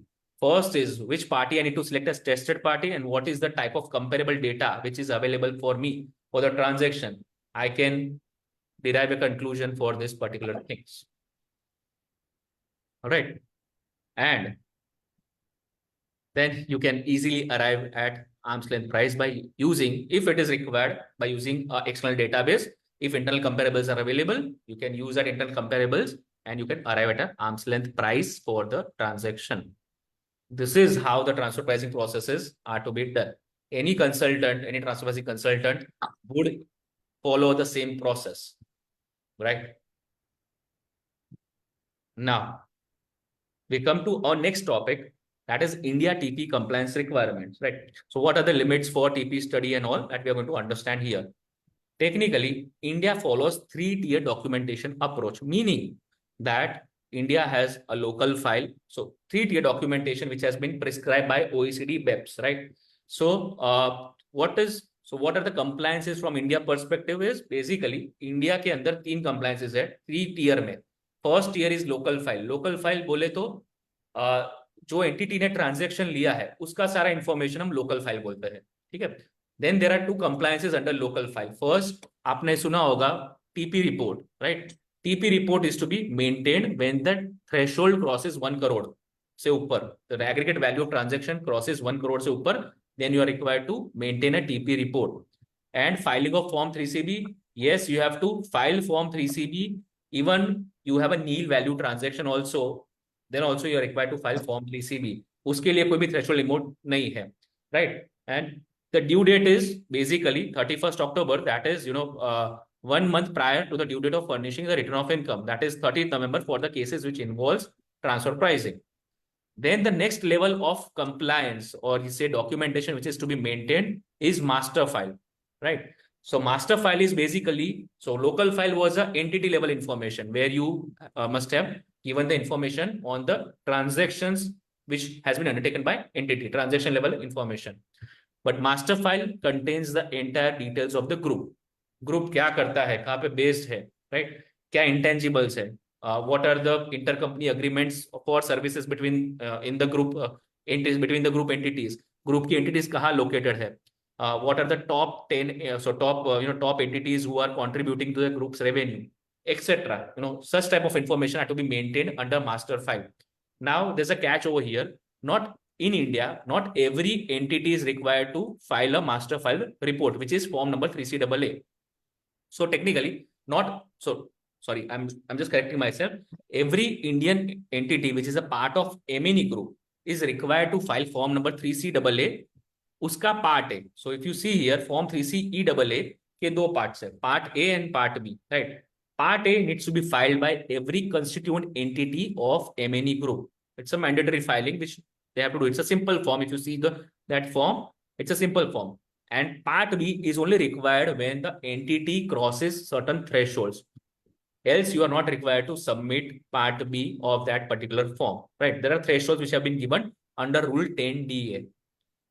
Now, if there are multiple entities of MNE group in India, for example, I'll just take, जैसे बालमैन करके एक group है, तो उसकी 4 entities India में है, तो चारों को फाइल नहीं करना है form 3CAA. Any one entity which is designated by Balmain Group's UAE, parent company can technically file form 3CAB 1 month prior to return of income date, and then after they can file the one entity on behalf of all 4 entities can file form number 3CEAA in India on behalf of that 4 entities with the Indian tax authorities, right? And then there are CBCR provisions. CBCR provisions are applicable when there is a annual turnover of a consolidated group turnover of more than 6,400 crores in Indian. There are also provisions for conversion of this, exchange rate and all. So when a consolidated group turnover increases from 6,400 crores, if you have a client who's there, then you are required to assess the filings that what will be applicable in your client case. It is not mandatory for each entity to file this form. You have to assess case to case basis, because कुछ entities पे form 3CAC file होगा, कुछ entities में शायद form 3CAAE file होगा, right? So you have to assess that cases. I'm just giving you a snap of this entire documentation, but in detail you can read the provisions, that is Rule 10DB and Section 286, to understand the CBCR provisions in India, applicable in India to your client. I hope that clarifies. Now, should I move to this topic, which is the interesting topic? Okay, difference in master file and CBCR. Now, let me go again. So master file is a report, like जैसे TP report होता है, तो master file is also a report type of documentation. Master file is technically containing all the data of group on a subjective basis. CBCR is a particular form which an international standard के हिसाब से form बना है, उसके अंदर आपको CBCR में data feed करना है. मास्टर फाइल का ऐसा है कि master file is a report type of submission where you have to, where there are certain requirements that you have to adhere to. We have to put down the information, but there is no then specific information that you have to there's no guidelines for specific information that is to be put down in the master file. Technically CBCR में there are very specific field of information that you are required to put down in a CBCR. For example, CBCR में हर एक entity का turnover जाएगा, हर एक entity का gross revenue, tax, employees, address etcetera जाता है. Master file में भी ये सारी चीज होती है, लेकिन This is at a group level. It's a report type of thing which you have to maintain and which you have to file with the authorities. CBCR is also a reporting thing, but still it's a very specific information, and it is only applicable if only the entire consolidated group revenue crosses 6,400 crores, as per the console financials. But master file is technically applicable as per India provisions when the group crosses 500 crores ka annual turnover, and where the international value of international transactions crosses 50 crores. In case of intangibles, it is 10 crores. So there are different limits also to understand the differences in the filing of master file and CBCR. These two are separate filings. CBCR is technically a global filing. आपको CBCR हर एक jurisdiction में file नहीं करना पड़ता. Master file may be applicable on relevant jurisdiction where the provisions are there. I hope that clarifies. Should I go to the next topic? So if you see the provisions of Rule 10DA, 10DA drives the master file filing. 10DB, read with section 286, drives the filing of CBCR. Both are different filings. Both are not same. The level of information is also different in both the filings, but yes, both deals with both group level data. Now, manner to earn fees from transfer pricing services wherever MNC client comes to you, right? The cream part. Now, because somewhere, as I said, that our intentions are that we make it entirely the session easy for you so that you can start also your transfer pricing service, or you can start telling people that okay, you can also render transfer pricing services. But the catch is that you should have a market knowledge, how you should pose your services or pose your offerings before the client at right point of time. So there's a saying called pitching right services at right point of time to right client fetches the right fees. कभी कभी client हमारे पास इसलिए भी चला जाता है या इसलिए भी नहीं आता है क्योंकि that is not right time to pitch right services to the client, right? So let's learn what type of TP services you can immediately pitch to a MNC client. Right? So it's an art. You need to learn that. First of all, considering the fact that for local firms, technically most of times जो inquiries आएगी ये दो category में ही आएंगी, ठीक है? What would be that category? First is advisory services. Whenever a client is going to undertake a transaction or is evaluating certain aspect or certain scenario, management is evaluating certain things, then at that point of time, you can pitch your advisory services. Now, what are those services? That is performing a benchmarking study on a publicly available data. That is benchmarking exercise, undertaking TP analysis, framing of transfer pricing policy could be one of the advisory area where you can render services to your client who's technically into expansion mode, where he wants a standard TP policy on the transaction, intergroup transaction where it is going to undertake. Then health check or review of existing positions. This is predominantly done when there are much more litigations in the area of transfer pricing and where client wants some other consultant to come up and see that, okay, whether all the policies are, appropriately made or not. And then the most common is drafting of intercompany agreements. When it comes to transaction between two associate enterprise, like intercompany service agreement, intercompany supply agreement, loan agreement, intercompany. So these are all type of agreements can be, you can render that services in those particular this set of services in that advisory area. Then after, obviously, our favorite annual compliance services. So CBCR technically, they are only with mid-size and big firms, while we tend that okay, we always expect that comes to us, but obviously that's a very high value engagement, and that is where I'm not kept here. The annual compliances like local transfer pricing documentation, Form 3CB, Form 3CEAA, these are all compliance services which you can pitch to a client. Right now, you should start, if you have not pitched before your client, you should start pitching for these services, because these are going to come right now in the month of October and November. Right? And an advisory can come any point of time, wherever your client is undertaking a transaction. Now, let me ask you one question. Do you think it was easy? Have I made easy for you? Yes or no? Transfer pricing in 1 hour? Quickly, I hope everybody is active. Nobody is leaving from office or, yeah, time was limited, but yeah, that's true. Okay, let me also ask one more question, taking more time now. Can this skill set be used only in India? What do you think? If you have transfer pricing skill sets, is it only restricted to India? Okay, Mini shares that it can be only used in India. Mahavir says no. Exactly. It's a global skill set, right? It's a part of international tax.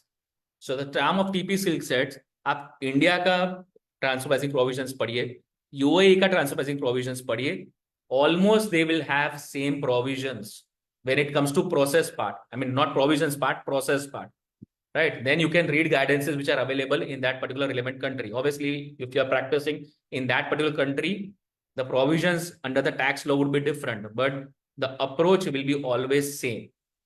Charm of TP skill set is that it can be used to render services in most of the jurisdiction like UAE, UK, Singapore, USA. किसी का भी उठा के देख लीजिए, process पूरा same ही रहेगा. There could be many methods, additional methods under, like if you see in USA TP guidelines, there could be certain additional methods compared to, there which has been prescribed under OECD. But still, the processes will always remain same. Most of positions will remain same, right? So the charm of the TP skill set is that you can, if you have that skill sets, it's, if you learn the other countries also provision, you are capable of technically advising your client on a very overview basis. Then you can vet the positions by speaking to the consultants who are available there. That will cost comparatively less compared to client, going directly to a Singapore consultant and taking the TP services for their particular part. It's a smart thing, valued thing for a client, right? You can do a desktop research and you can render the services also from India. This is possible, and get the positions vet outside India from a consultant. That would cost client also less. Now, if you have any other questions, we can take up that. Sir, actually, I just want to know what all the databases and resources we should have before getting into the TP consultancy. Okay. So when it comes to resources, let me give you my example. We are just here. I have set up my own entire advisory firm, and I technically don't own any or don't own licenses for any global database. I have in my supply chain, there are global database service providers. So similarly, what you can do is in the beginning part, try to get the engagement, and then you can always find TP consultant like us, where we can render you database benchmarking services only. Our limited services would be that only. And then we can render you the entire search analysis, and then you can use that in your advisory or in your compliance. That is what I do when it comes to global database. Sir, this is in regard to the search part. What about the industry analysis, industry overview? Okay, so industry overview. If you have learned transfer pricing, if you have exposure on transfer pricing, that can be also done by yourself. That is, in case we don't. So technically, in my 1 year of practice, also I have not bought a single report from outside to do industry analysis. Many of the data pertaining to industry analysis is available. Now, see, also when it comes to industry analysis, there was one question which was posed by Nitinji, that whether we can use industry analysis to benchmark the transactions or not, right? So now, when it comes to India transfer pricing, because European they are in the EU part, or 1-2 sessions which I had attended in a somewhere the webinar was based out of Spain or France, I'm not sure, but they were evaluating industry analysis as an option for benchmarking the transaction.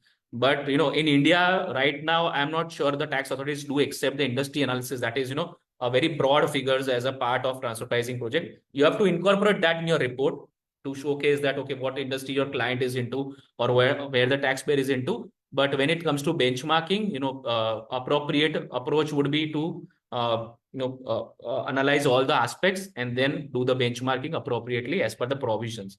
Right now, industry analysis also, if you have to put down in report, but technically, if I tell you about my experience, I have not bought industry analysis anywhere. We do general search on public domains, and we get the data from that easily, and we update the industry analysis in the report. I hope that clarifies. Sir, but it is difficult to obtain the industry analysis for the global industry. For Indian part, we can get through Google, but it becomes difficult for getting the global industry overview. No, you can get it. I mean, I'm not sure. There are many sources. I mean, depends on industry also, what you are searching for. I have to say that it is available, not available would be a very blanket statement. It will depend on the industry which you are searching for. Like, IT industry, global data, कहीं भी available हो जाएगा. मतलब there are certain free things, and what you put down in industry analysis also is important, right? So it's not like you have to put in detail everything, but yes, the gist of that is how the industry is going on, what are the trends of that industry, then what are the 5 years or 10 years vision in that industry, how the CAGR is being, going on. This you can get from an official or, sources which are available on the public domain. You can, so when it comes to industry analysis also, you should try to also rely on the sources which are reliable. Don't get into the sources which are, just been published on newspaper or some other channel. There are certain reliable sources. Government sources are the most reliable for getting the industry data as well. That's an added point. But still, it will depend on industry to industry. You may get it's a very blanket statement to say that it is not available or available. It depends on every industry, each and every industry, what you want to put data in. There are certain time challenges also. At that point of time, we also, we also have a very limited industry analysis in our report, to be very frank. And we'll have a detailed Indian industry overview in the report. That is what I can say, per se, industry analysis when it comes to industry analysis in the report, incorporating in the report. Yes. Any other questions?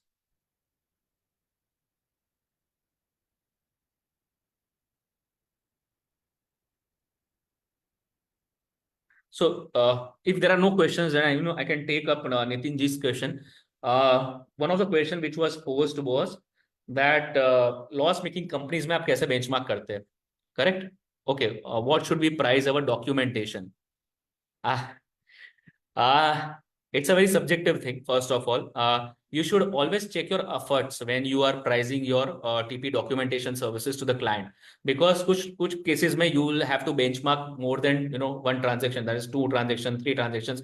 There could be also type of transactions that you are required to benchmark. जैसे loan transaction हो गया, फिर loan transaction में also there could be many things like credit rating आप कर रहे हो, नहीं credit कर रहे हो credit rating, तो वो depend करता है global database जो हो रहा है use आपके अंदर, इंडियन डेटाबेस हो रहा है, कौन सी इंडिया डेटाबेस आप यूज कर रहे हो, प्रोवेस है, कैपलाइन है, STP, there are database. So that is how you have to broadly understand the efforts which are going on, the supply chain cost which are going on, how much time your resources will take, how much time the resources, how much is the cost of database, and then appropriately you can price your the service.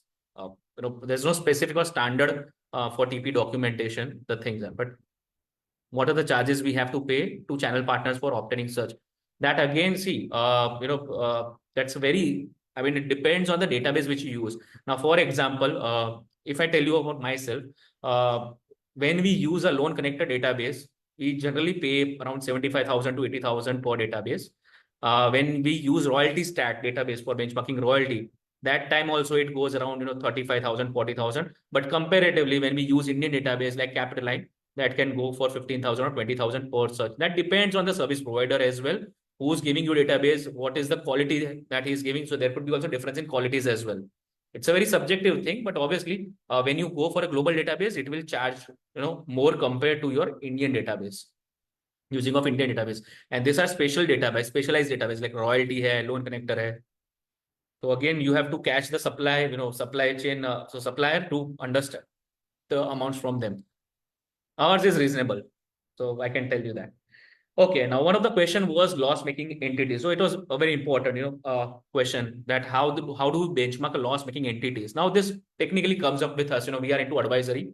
So we are okay. I'll share. I'll share this thing. You can join my group as well. I have a community announcement group where I keep posting certain things on transfer pricing as and when I get time. I also have a YouTube channel. You can subscribe to my YouTube channel also, where you will get all the videos on international tax, most of value-added videos on international tax transfer pricing. Now, the question was loss-making companies, right? Now, when it comes to loss-making companies, there's no standard approach. We have to again do the functional analysis. Then after, we have to understand that whether a profit split scenario is being developed, because in certain loss-making entities, if it's not a blanket, a captive service provider entity which is providing the services to the parent entity, then you cannot go for a cost plus thing in a loss-making entity. You have to technically take a view.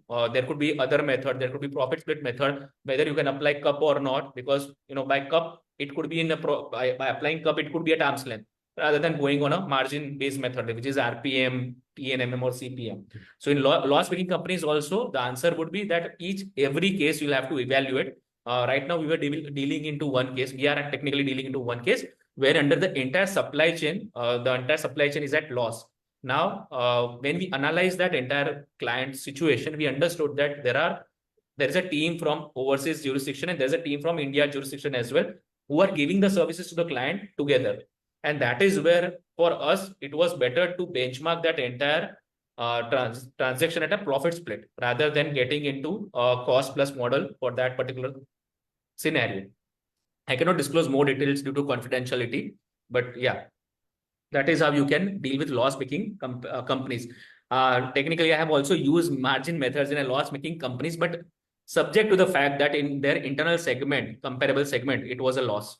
So we have compared our internal loss by making sales to A's with a loss margin by making sales to non-A's, and that has been upheld by the transfer pricing officer as well in Ahmedabad. That is what I can say last year. Oh, sure. We can, we can one-on-one again teach you PSM or CPM. CPM is generally we don't use, we don't prefer to use CPM because CPM, again, if it's an external search which is to be undertaken, then we will avoid to go for a CPM method. We will always try to go for TNMM if it is possible, or we'll find out the ways where we can, we cannot get into CPM when it's an external search thing. So we don't use CPM. PSM, obviously, we have used it recently in one of our client, and we are also expecting to use the same as a corroborative analysis in the separate client in the advisory project. We do advisories only, in terms of pricing and this benchmarking assistance, and that we can provide.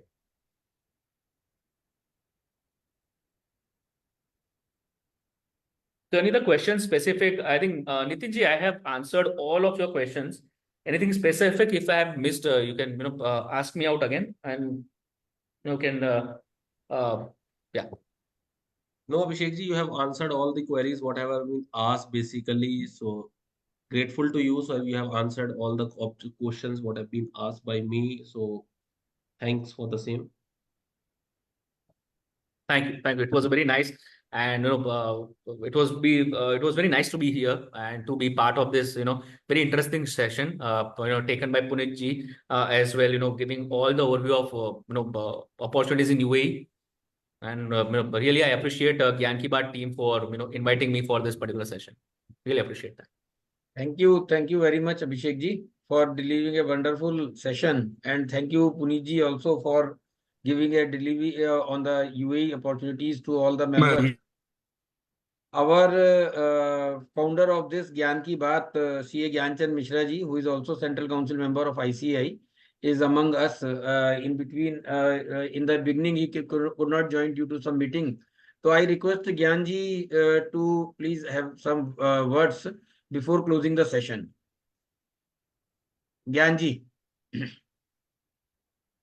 Thank you, Ankur ji, so much.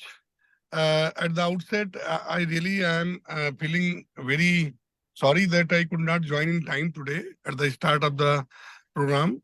And I came to know that learned speakers like Abhishek ji and of course Puneet ji has also done very wonderfully with respect to the global opportunities, especially of Dubai. And this transfer pricing, I have heard Abhishek ji for a few minutes. So very precise, very, knowledge sharing session it was. And I'm sure that the participants have taken the due benefit from all the speakers. I can see that Nitin Bhai has been here since the start, and Tarun Bhai is here. He was also with us day before yesterday. Rajesh Mishra ji here, and so many other members have joined the program. So I'm thankful to each and everyone. And friends, let me tell you one very important aspect, that this outsourcing of the foreign accounting work, that is going to be the next game changer in the country. The accountants are doing a lot of outsourcing work as of now. Gift City, BC, so many chartered accountant firms, they have registered themselves with the Gift City and now opening offices over there for the outsourcing of the accounting job, not only from the major, developed countries, but also some of the developing countries. So this is one of the opportunity. Transfer pricing, again, one of the very important aspect of the professionals practice as of now, and well deliberated by Abhishek ji. So, friends, I'm thankful to all of you for your, kind wishes to Gyan Ki Baat, and the due time you have given to us. That is really amazing, and I'm sure that this bonding of the members of the institute with Gyan Ki Baat will continue in future. And we are coming with 2-3 more good webinars in coming time. One with Kamal Garg ji, and the other one we are coming with again with Dr. Sakhuja ji, and one webinar we are planning very soon with respect to 43BH. That shall be deliberated by CA Piyush Goyal ji, our Directors Committee Chairman of ICI.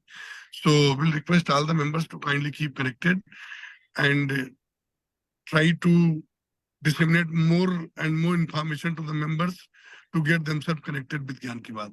So much thank you, Ankur ji. And I congratulate and compliment you for your untiring effort. And that has been duly acknowledged by each and every member of Gyan Ki Baat. Thank you, sir. Thank you very much, Gyanji, for your words of wisdom. And the next webinar, as already told by Gyanji, that the next webinar is the very important topic, that is the audit trail, which is very much is to be taken care by each and every member while discharging the function of the attestation function while auditing the books of accounts. The audit trail is very much important, and this topic is being on the 8th of July. That is on the coming Monday. So members are requested to please get it registered to get the benefit, and the time will be the same, 5 to 7 p.m. So thank you, Yanji, for your deliberation. And at the last, I thank you to each and every member who has joined this program, and especially our guest speaker, CA Puneet Sakhuja ji and CA Abhishek ji, to enlighten the members in such a great way, in such a precise way. I am quite confident that all the members must have benefited by both the deliberations of both the speakers. CA Nitin Agarwal ji, thank you very much for your keynote address. You have set the platform for both the speakers well. What is to be covered and what is the expectations of the members. And both the speakers have done the justice with your expectations, I think. And all the members are satisfied, or queries have been solved. And even though if any query has been left, so they can mail us or contact to us anytime for the queries related to these topics. We will connect to the experts and get back to you on these topics. I am thankful to CA Karan Garg ji for moderating the program very well in a great way. And all the participants, once again, thank you, Tarun sir, for joining and being in program for entire program. This motivates us that such a so many members, and even you are so senior members join the program. It motivates us to sir, आप mute पर हैं, तो we cannot hear. Everyone requires knowledge, Ankur ji. Yes, whether sir. he is a senior or a junior. Yeah. No, thank you very much, Transfer sir. pricing तो मेरे हमेशा से bouncer ही हो जाती है. आज Yes, भी आधी bouncer ही हुई है. very much specific practice area, transfer pricing. But it is very difficult. Yes, sir. Yeah. That's it is required a lot of skills and expertise. I know. Yeah. No, anyway, Okay. Thank you very much. Once again, thank you to all, and keep connected with us to have the more wonderful sessions. Thank you very much. Thank you, Ankur. Thank you, Ankur ji. Thank you. Okay, sir. Thank you. Thank you. Thank you, Rajesh Bhaiya. Thank you. For joining. क्या हाल है? कहाँ हो मिश्रा जी? बहुत बढ़िया भैया, मैं आज पटना आया हूँ, मुजफ्फरपुर. अच्छा, ठीक है. चलिए बढ़िया. चलिए, thank you भैया, thank you everyone.